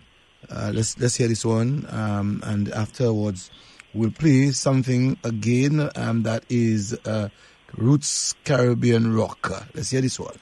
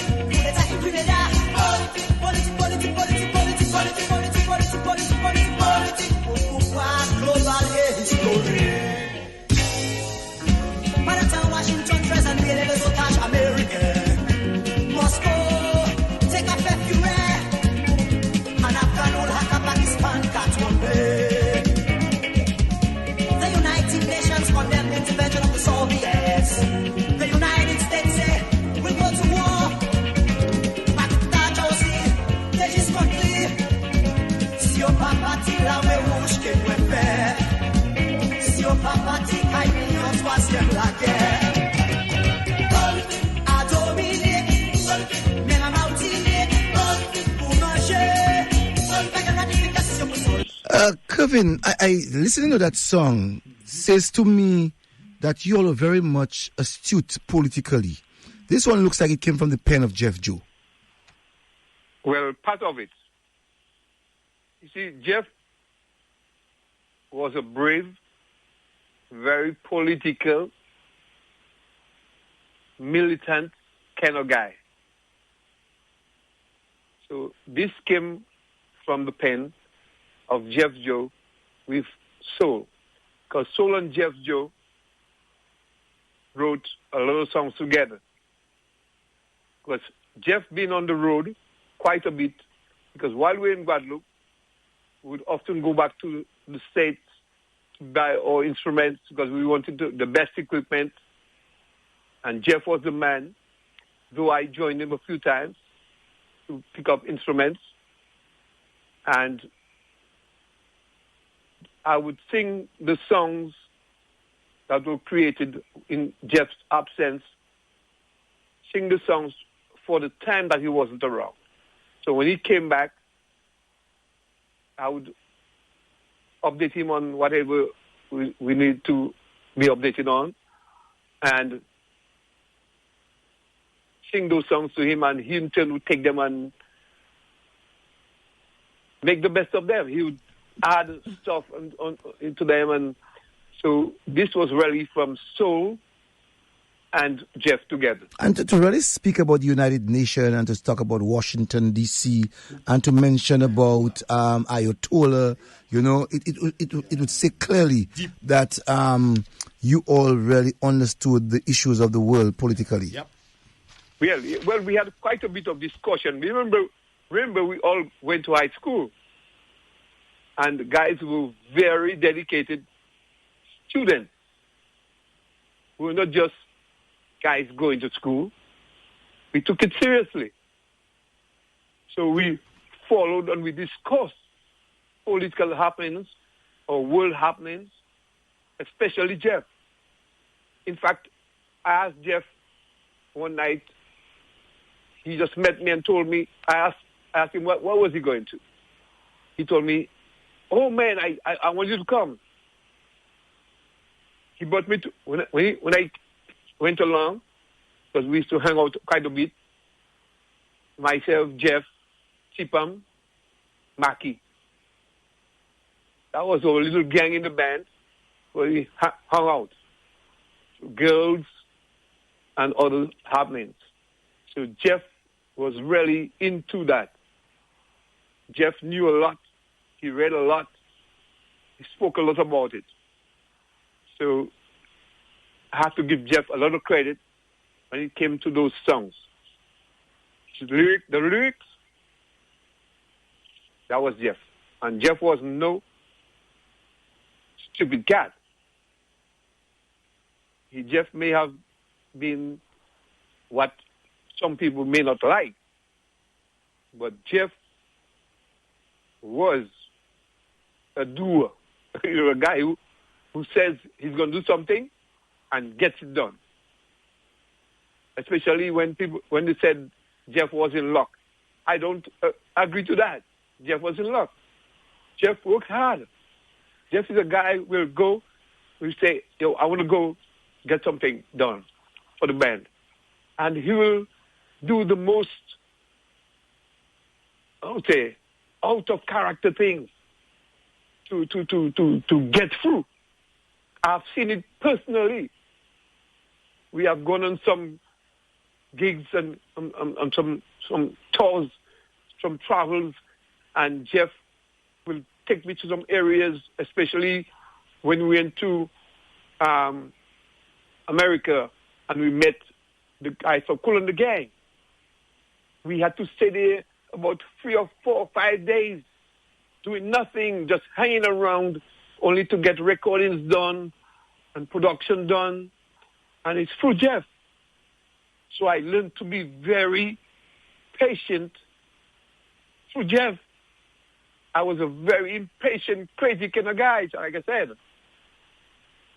But all that took me through my stint of being patient. Let me ask you quickly. I have traveled with Jeff a few times in Guadeloupe, Martinique, Saint Martin.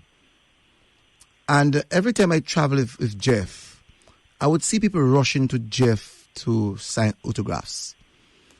I remember once I went to Guadeloupe with Jeff at the studios of the Cassav band, and I remember when Jeff entered into the building, into the studio, that the guys of Kassav, every one of them called him Papa. When you traveled with Jeff, how did you feel knowing that Jeff got so much recognition from the general public? Well, I accepted it wholeheartedly because Jeff was an impactful man. You may have seen Jeff in your way, but Jeff totally captivated all French folks. His moves, the way he went around doing things, he was a star in the eyes of Frenchmen. He was like their own. So anywhere Jeff went, he was like a king.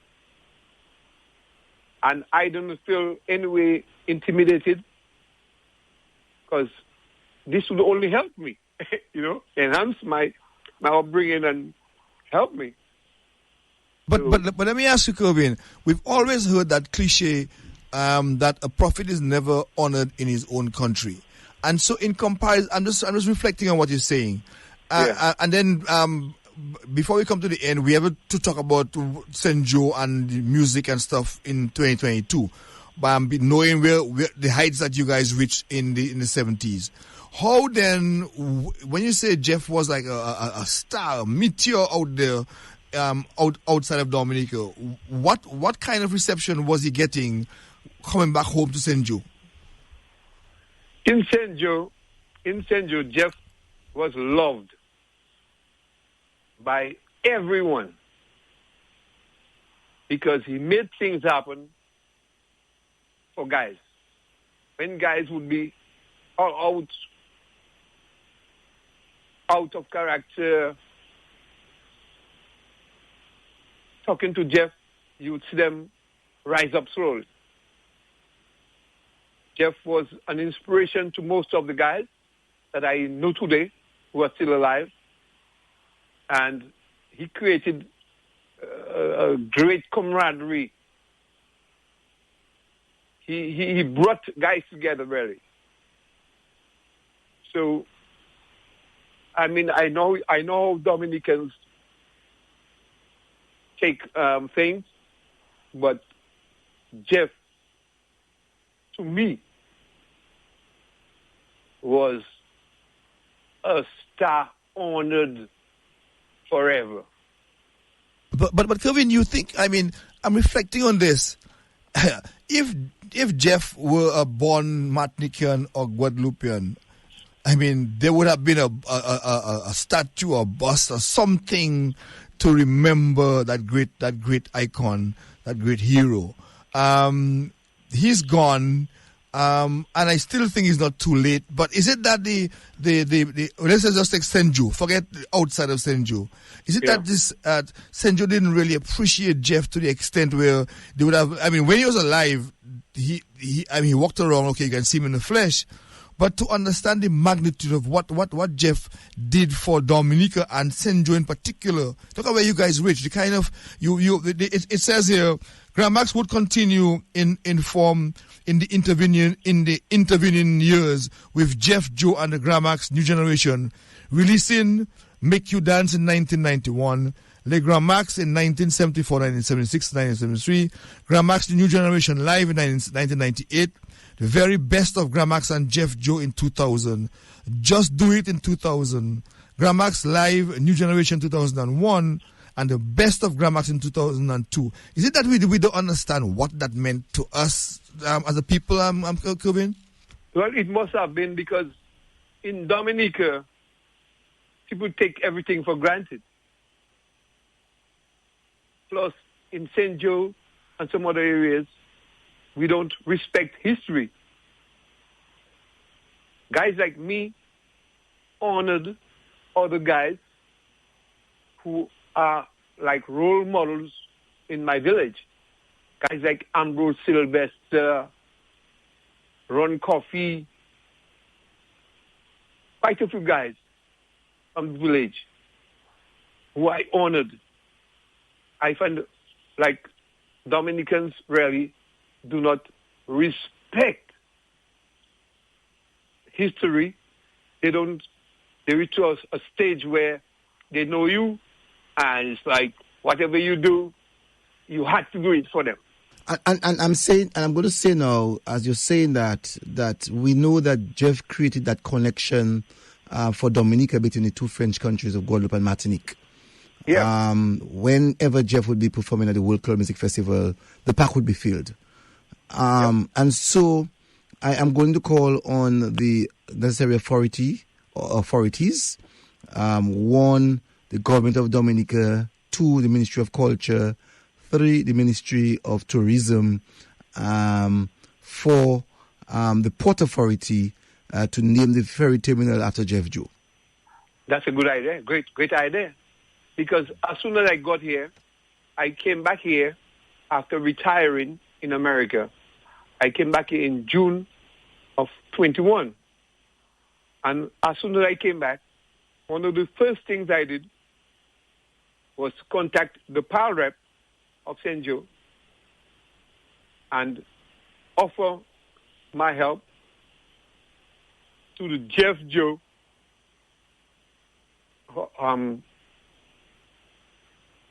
Memorial Foundation? Jeff the Memorial, yeah. So I am into that. And I think if as a country we can come behind not only the people of St. Joseph, but to come behind the art of culture that Jeff kept alive, that we should try to at least, that's just my asking. I think I can put it in pen on paper to write to central government to see how best that can be possible. That's a great idea.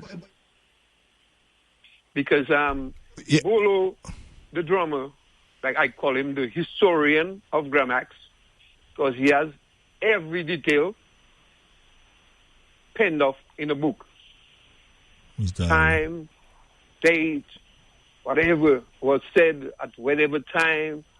And I found he backed off from the interview because he has always spoken to me about how Dominicans react to Grammacks, Jeff Joe, and all that. Because he's not pleased with Dominicans' reception to Grammacks and all that happening. Yeah, no, Curvin, exactly the point I right there on the dot there. There's always been in everything, and certainly in the military, that the person, the general, is the one up front there. You hear about him, but the general can't win no war by himself. Now, in terms of Grammacks in particular, I know Jeff has received an honor in his, either on behalf of Grammacks or in his own right. But Jeff could not have, Grammacks is not Jeff as an individual. The other, Jeff is gone. You have Bolo, you have Curvin, you have the other guys who made Grammacks, and in your case, you are the Wasin of Grammacks. And I'm saying by extension, I don't know whether it could be done as a continuity. So every year, somebody from Grammacks, from the original Grammacks, would get an award to recognize their contribution, because without them, Jeff would not have existed. So, and then either from a national level or even from the village itself, from St. Joe, and that's where I would want to take it to the next level right now. It says here, in 2009, all the original band members, with the exception of Jeff Joe, came together to release the album Get Up, with Linford John as the lead singer and musician, Harry Moise, and the band continues to remain in touch and is confident of the releasing more works in the future. What happened? Jeff was alive still. What happened then? Yeah, Jeff was alive still, and we contacted Jeff because we wanted to get back together. But I don't go against Jeff's decision to go solo, because he had to be working. And he had already made an impact in music. He couldn't leave that and go do a job like me, work at a hospital or something.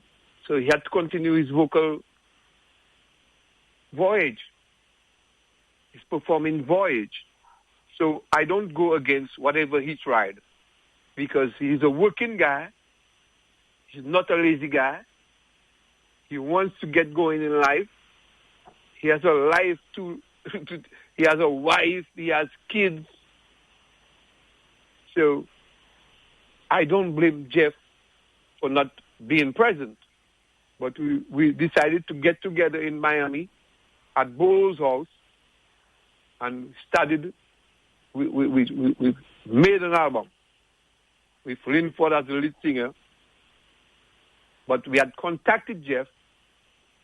I personally had spoken to Jeff, and he gave us the okay that he's coming. But when the time came, he didn't show up. I'm still not being against him for that decision, but that was his decision at the time. And I agreed, and I respected. So that takes care of that.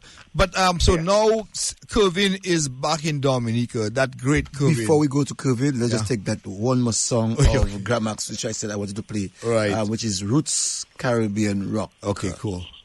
Grammacks presents Roots Caribbean Rock, The Black Move, Africa,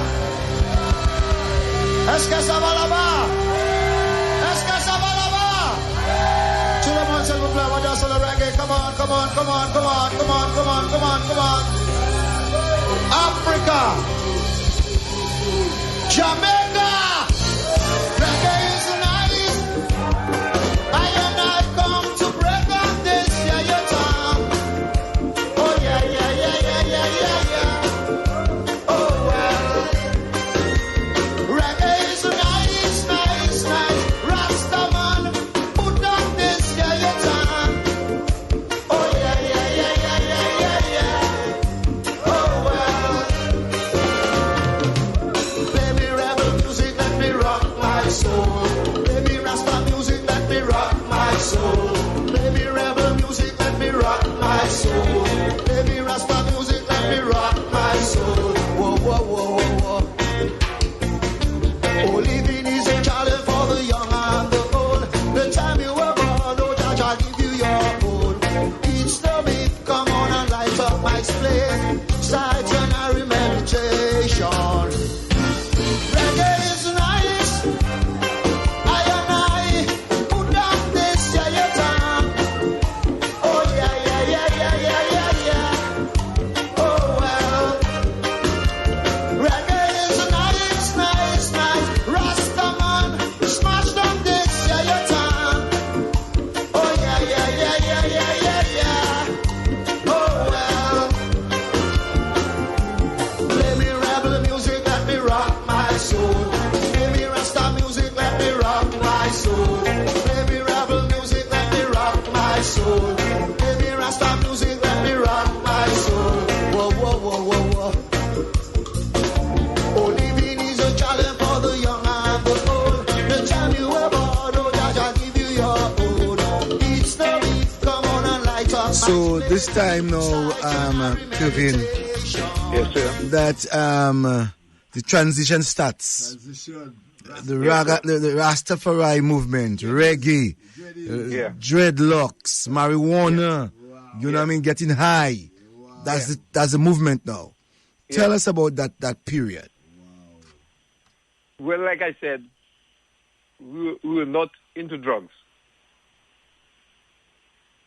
I heard about Jeff and whatever, but I didn't witness that to say whatever happened. But the band as a whole, we were very disciplined, and drug didn't have any impact on us, on our future or whatever. We smoked a little weed every now and then. Every now and then. And not all of us. A few of us. There are some guys who never touched that. You know, so now at this time, maybe guys get older and on their own doing their thing. But I have no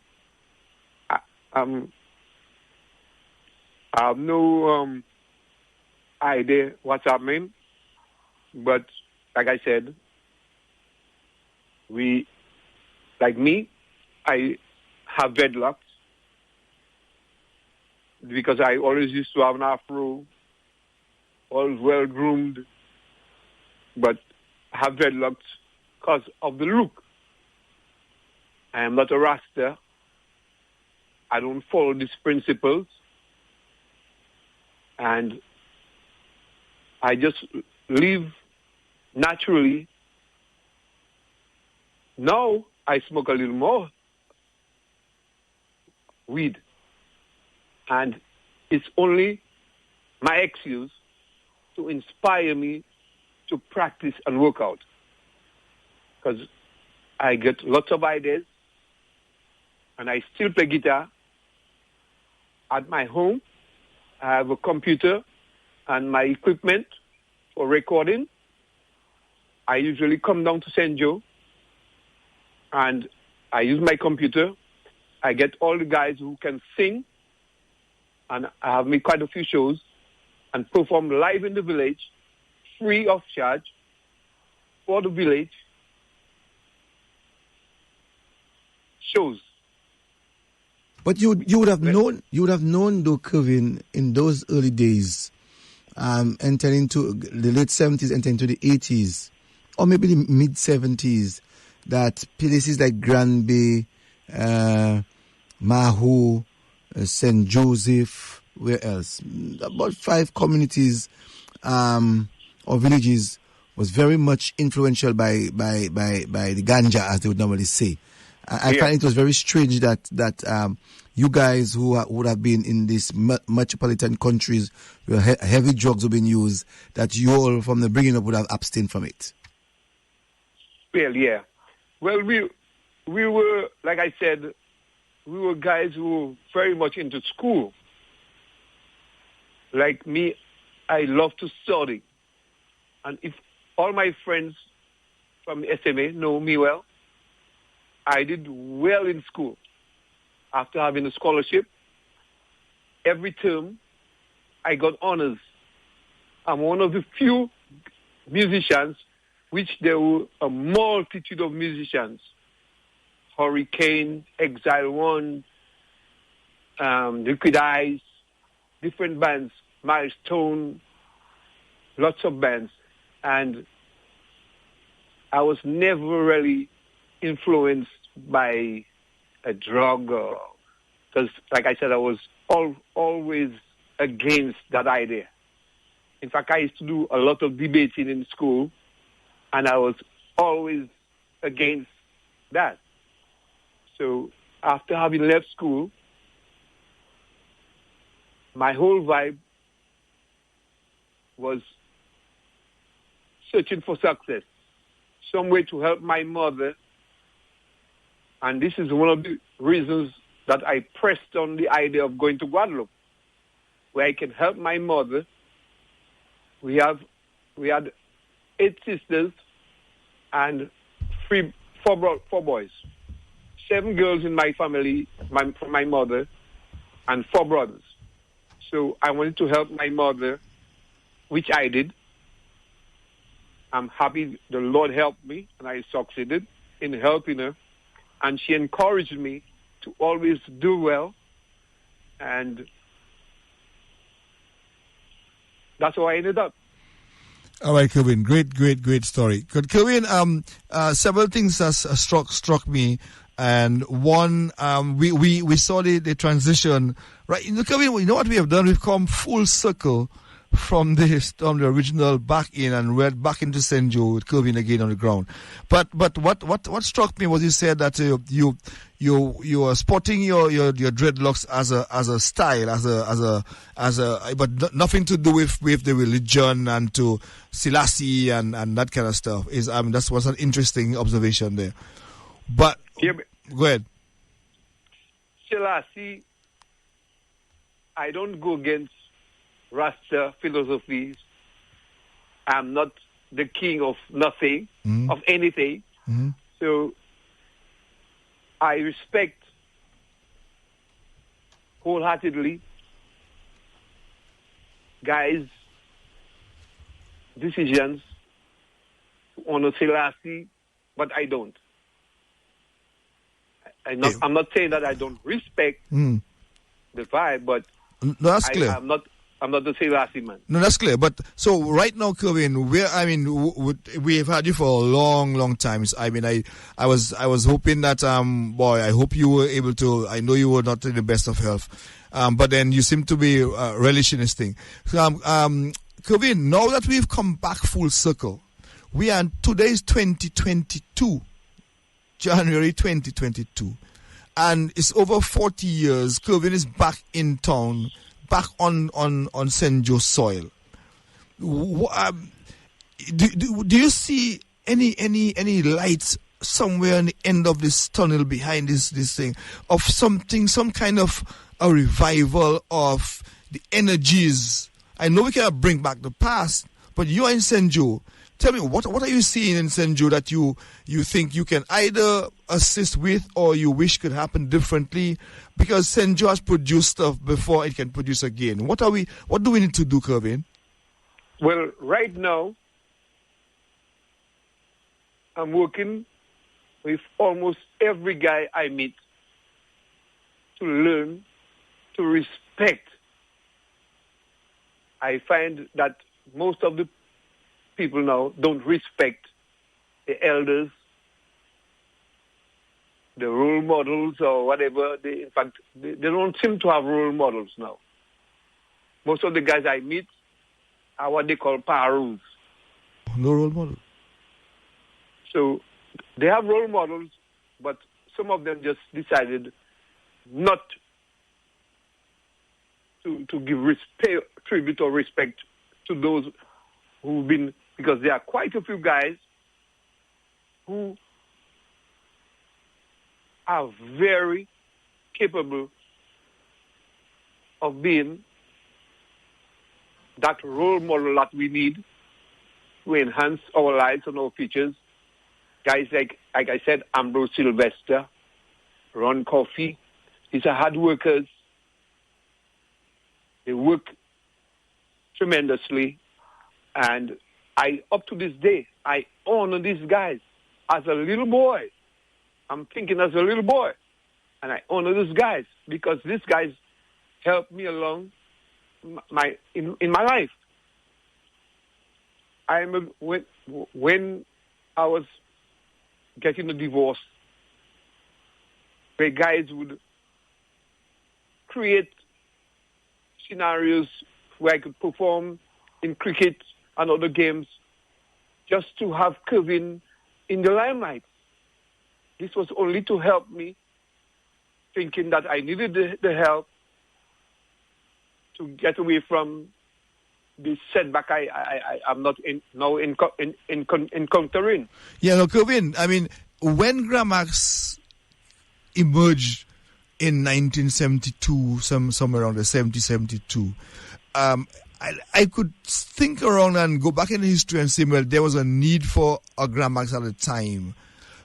Do you see the potential of anything close to that or something that would represent where we are in 2022? Because this interview is not just for talking to Curvin's sake. I'm trying to figure out, and using St. Joe as only one example, because the other villages like the Mahos, the Bells Combo, well, we still have Chubby and Groovers in Grand Bay, but the other communities that produce those great stars, what do we need to do to keep either two things: keep their memory alive for one, and certainly to generate the energies and to reference what they did in their time that we can still do now, because we should be going forward, not going back. What do you think? Well, in other villages like Grand Bay is a place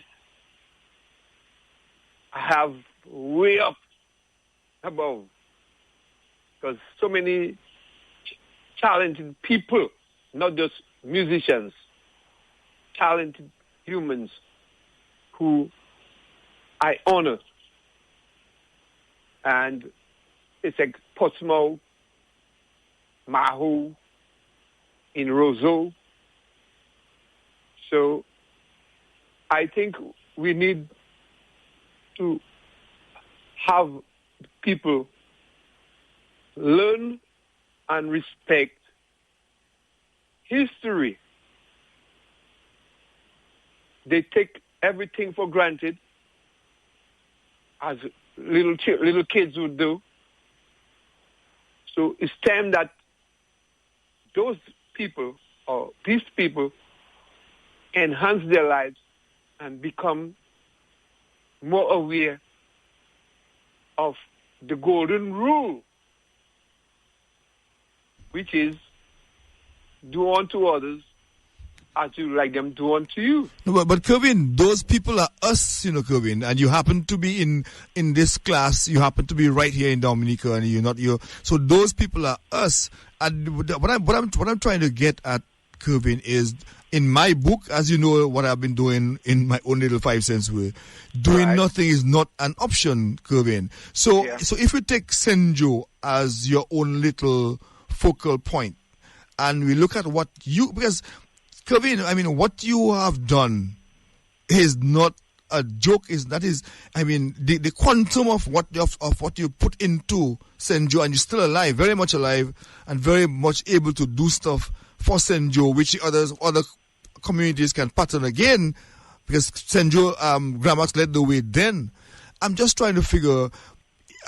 Given is it how the children are being schooled? Is it a parental thing? Is it a societal thing? Because you guys came out of the lacus of and the back streets of the Mon and Otrobando and stuff in St. Joe, that hasn't disappeared. The Mon is still there. Otrobando is still there. The back street is still there. And so they're producing others, but what difference are they producing now as what happened then? Well, like I would say, before we honored our role models, we identified them and honored them, and we had such great role models like Alvin Amontradin, Clem Ferrara, Masden, Romain. We had the same Omega Pierre, who is a working farmer up to this day. See, a lot of guys take too many things for granted. And like I said, the golden rule should be instilled a little more in guys or in whoever. And I think that can bring a change, help bring a change. Because since I came back, I have met many, many guys. And I have spoken to them that I would like to enhance the village happenings, and I plan to record guys like before, make my shows. I've planned with them that I want to make some shows. It's only COVID and protocols that kept me back from making a move on to that. Let me ask you quickly, Curvin. Let me just ask you quickly. Someone sent me a message about a song that you wrote some time ago. Curvin Fashe Eve Kitty. What that's about? What's that? Curvin Fashe Ekiti. I never heard that before. You never heard that before? Okay, someone sent me a message. I was just trying to ask about that because it was asking me about the song and I'm looking for the song on Facebook, but not getting that. Oh, sorry, on YouTube and not getting that. Now let me ask you. Go ahead. I made 2 albums on my own, but I have no recollection of a song called Curvin Ali Ekiti. All right. No. I want to find out from you, Curvin, in reference to 2 icons that we have in Dominica, 2 original of Cadas. One, Gordon Henderson, the father of Cadas, and 2, a disciple of Cadas in the person of Chubby. How do you look at these two people? Well, Gordon and myself are good friends because I started a Facebook page called Dominica Musicians Museum. It's only on Facebook.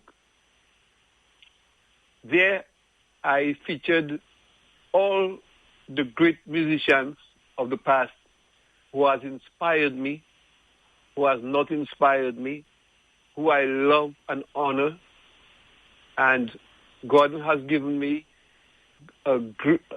great support. He just didn't get deep into it because he didn't want it to be let out there as a political stint or whatever. But I have gotten great support from him, and I honor guys like Freddie, Bird,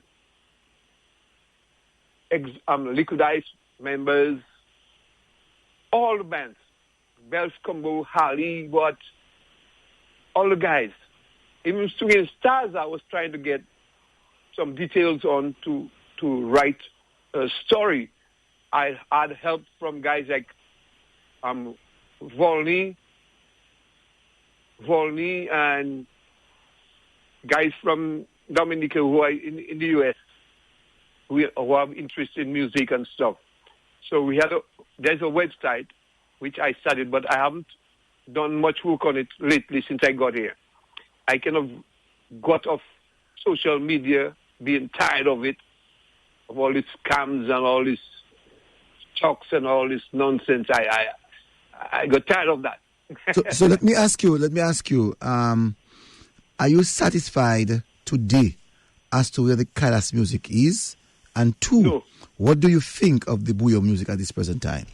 Okay. Kailas is not where it should be. There's so much work to be done.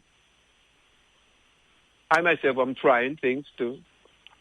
But so far, Gordon created a great impact, Exile 1, and mixed together with Groovers, Bells Combo, Exile 1, whatever. But Kailas has a long way to go. Because if you check Kassav used to come and listen to us. Sit there and listen to us. And they took what we had and they made it such a big thing. Whereas now, it's like there's Buyo. I like Buyo for the rhythm and toughness in the sound. I like that. This helped Dominican musicians to at least go a little step higher. But the lyrics and the melodies I hear in Buyo is totally unacceptable to me. Much more can be done with Buyo to bring it to a stage where it can be acceptable worldwide. Because people being in Dominica alone, like there's a saying, this world is a book. And he who stays at home only reads the page. So for me, we just on page 1 in Buyo. When it comes to lyrics and trying to get foreigners to accept it wholeheartedly. Curvin, I've never heard it put that way before, and I'm not going to. Sometimes I hear things and it sticks in your head. There's one saying I saw in somebody's office. It says, "No force on earth can stop the momentum of an idea whose time has come." I never forget that. You just said something there. And the one of Mr. Macmillan. Yeah, well, Macmillan says, actually he was interviewing him, Macmillan says, teach your children early when they cannot say no. And Curvin just put one down on table. I'm hoping people hear that.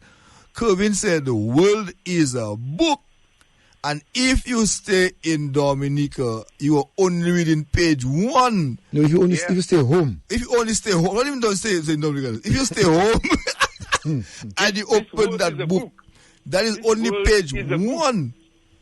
Boy, this world is a book. Curvin, boy, that's powerful. He who stays at home only reads the page. Boy, Curvin, that is, I'm not going to forget that. That is absolutely powerful. I mean, in terms of how you see this thing. I am still saying, Curvin, that Grammacks came out of some level of spontaneity by the guys around in St. Joe. And I'm feeling that they have to be that way.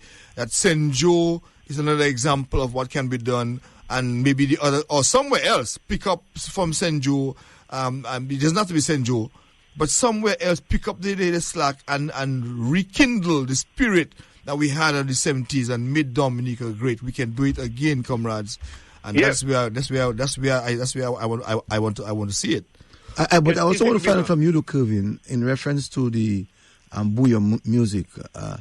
Who would you point fingers at for having the Bouillon where it is at this present time? Well, I can't really do that because fingers will be pointed at me uncontrollably. So Bouillon is our doing. All the musicians around, because Curvin, could give ideas in Bouillon when it comes to lyrics in comparison to what I'm saying. This world is a book, and who says at home only reads a page. So I can't blame anyone directly for that. But we all have to come together. Because what I didn't like is I heard the Prime Minister talk about musicians and helping musicians. Right away, I saw they had a meeting. And the next thing, the meeting ended, nothing happened. So it's like a macho thing. No, nothing planned, nothing strategized. It's just macho. Prime Minister said, "But money, let's go and have a meeting so we can get the money." That's all. And it says right there. So I don't really want to be part of that, tell you the truth. How you think you can help in the young artist producers of today in Dominica? How you think you can help to make them see that their job, their talent can be sustained? Well, through links. I mean,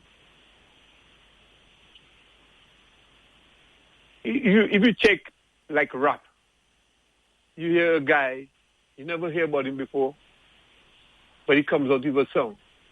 And right away, they tell you, this guy's a millionaire. We have to look at the producers, the productions. The productions will help, which I'm talking about, the standard of production, the standard of distribution,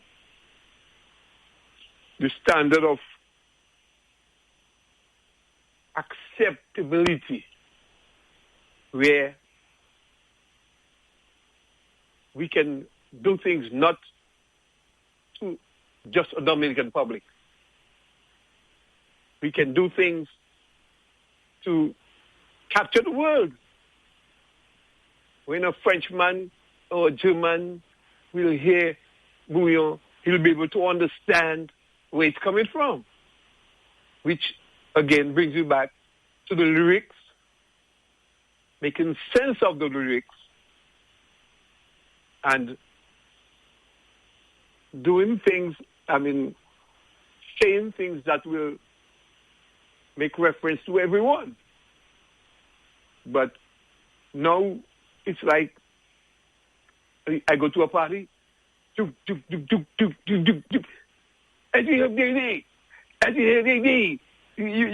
can't do that. because that will only stay in the dance hall where you are. We have to learn to do things that the world can accept. That's all. That's about the best I can say. But I would also want to find out, though, as we come into the close of the program, how did Grammacks was able to? I know that you worked hard. How did Grammacks was able to create the contacts to even reach the Super Bowl? How did Exile One did it so that they themselves reached or arrived in France? How did the early Bouillon pioneers of the Ra and the until Rupi had to take Cornell to work for him? How these people were able to develop and to get the world to recognize what they do? Nasio Fontaine of Dominica is known as the Bob Marley of the world, and we have other artists that really of old who were able to create that niche for themselves. Why you think today the young people can't do it? Well,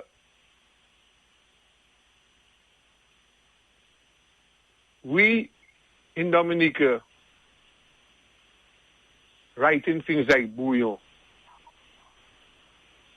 and having groups like Bouillon, we find that most of these bands like to have their own management, their own distribution, their own production. But this is the business part of it. We don't like business personnel around us. We musicians in Dominica. But if you look at around the world, all these groups are managed and controlled by a management body which has experience worldwide, knows all the ins and outs of the music industry. We want to do everything on our own.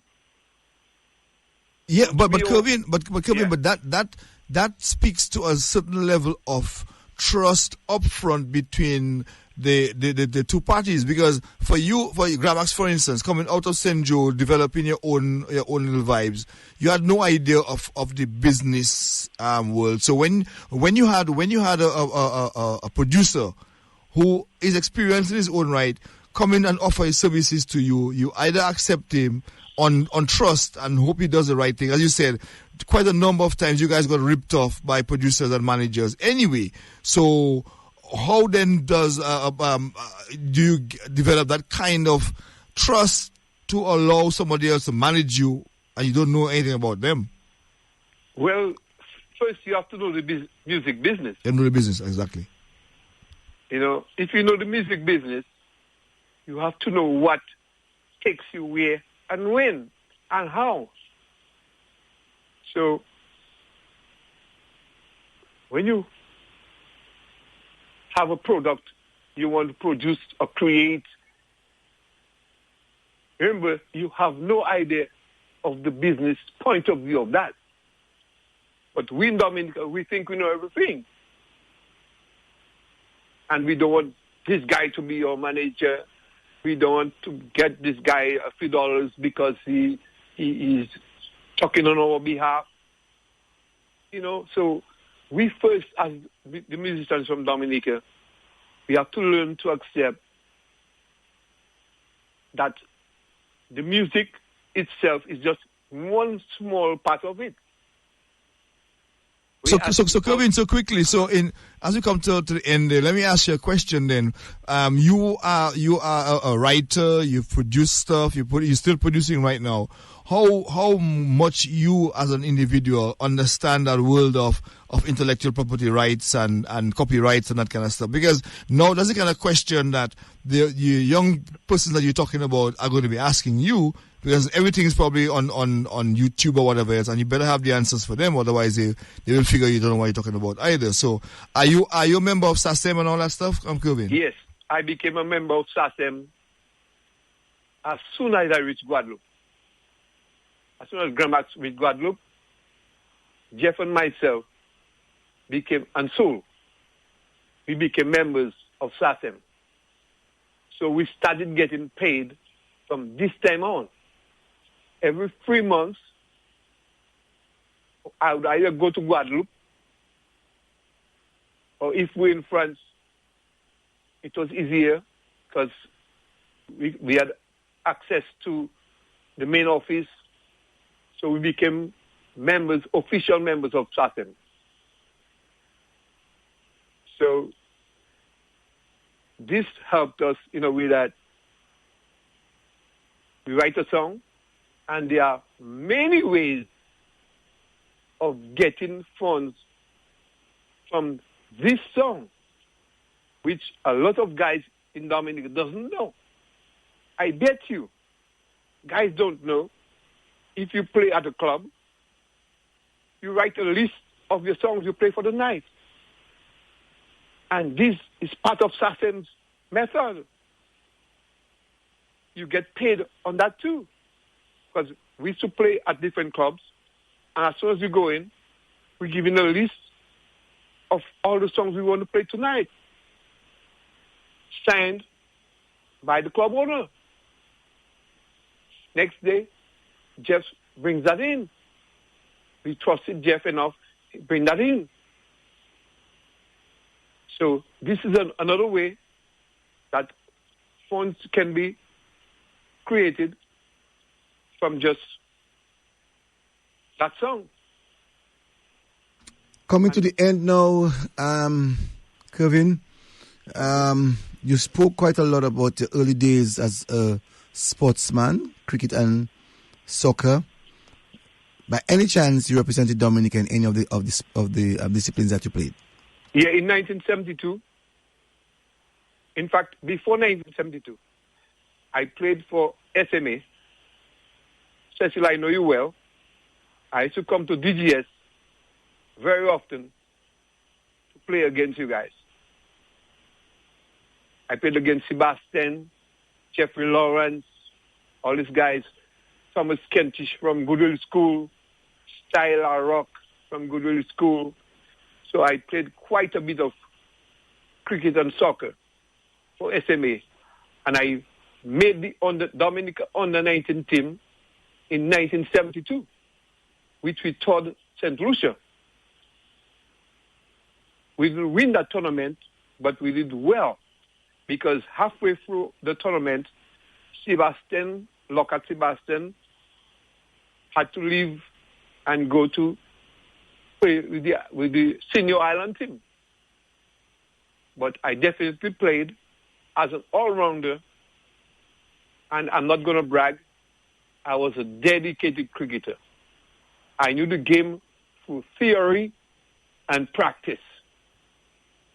I knew the game. And I studied it. And I'm always deep into performing. And when at SMA, at roll call every morning, I was always greeted by lovely comments from my headmaster for my performances in school, plus in sports. Like I said, every term I got honors. And there were many musicians / performers, sportsmen / I played along with Gifford Walsh, wicketkeeper, the late Gifford Walsh. He's a great friend to me. Matthew George from DGS. And Calhai, Desmond Calhai. There was Louis Butler, who went to SMA.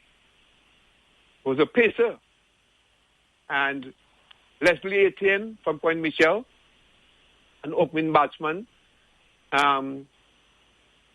This guy from Salisbury, Useful John, who I feel was the best batsman in Dominica. I always spent Sebastian as the best opener in Dominica. Do I love the Elwins? But this was my crew around which I worked. and competed. But Curvin, man, you are just exceptional. You are just exceptional. Your memory is phenomenal. And all these guys, if they are all listening, love to hear you reference them. And certainly, well, I mean, of all people, Kato, I'm really feeling for Kato. Kato is his heart must be warm right now with that memories and warm feeling for him. But one of the things I want to bring to the fore here, Curvin, is the reality of what's happening, as you mentioned, in the schools, that so much came out of the schools and developed, grew out of it. Right now in the schools, the Wadiks and the other guys who did all their school thing and developed in that time, that has just disappeared completely. So there's no more the debating societies and the stuff that prepared you, Curvin, and in different ways, sporting as well as the musical side of it, that disappeared. So I don't know if we'll ever be able to regain or reclaim the early glories of your time that you are now in 2022, 40 plus years after, reflect on that and still going strong. Well, the Dominican public has to give credit to those who came before us. Okay. Who set the platform. We have to respect that and try to duplicate whatever they did. So I think that it's pretty easy to overcome. It's just a matter of guys like you, Francis. I know you for a while, and you have brought me to a point where you made me feel dumb because you do everything well. Yeah. I'm telling you.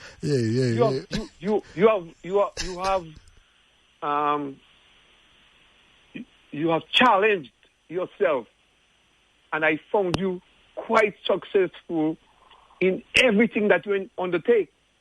And that's why I became your friend, because I see that you are a guy who's never stagnant. Always has something to do and something extraordinary. If we have a lot more guys like you, I think you should have a school and make guys and clone guys to be like you. What a good way to end. Paola Bush, c'est pas mettre. C'est ça où ça fait. But Cecil, at the end of the day, Curvin, my parting words on all this before I passed on to Cecil is I want to reference what you just said. The world is a book. He who stays at home only reads a page. People, all you hear that? The world is a book. And Curvin says, he who stays at home only reads a page. Cecil, over to you. Well, Curvin, I cannot not express myself and say thank you to you. The world is a book. He who stays at home only reads a page.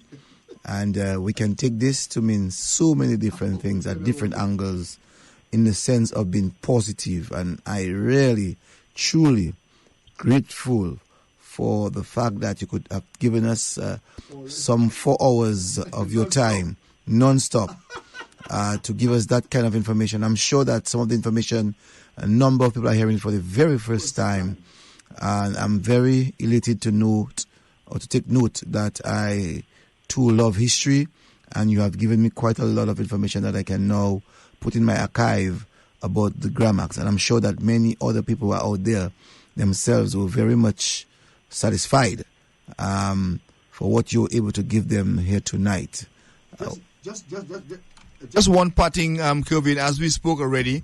I think it could be the beginning. Remember, I asked you whether we could discover somebody in St. Joe who really know about the Lacus, and you said you have somebody. So that is a follow-up to your opening bats there from a St. Joe standpoint.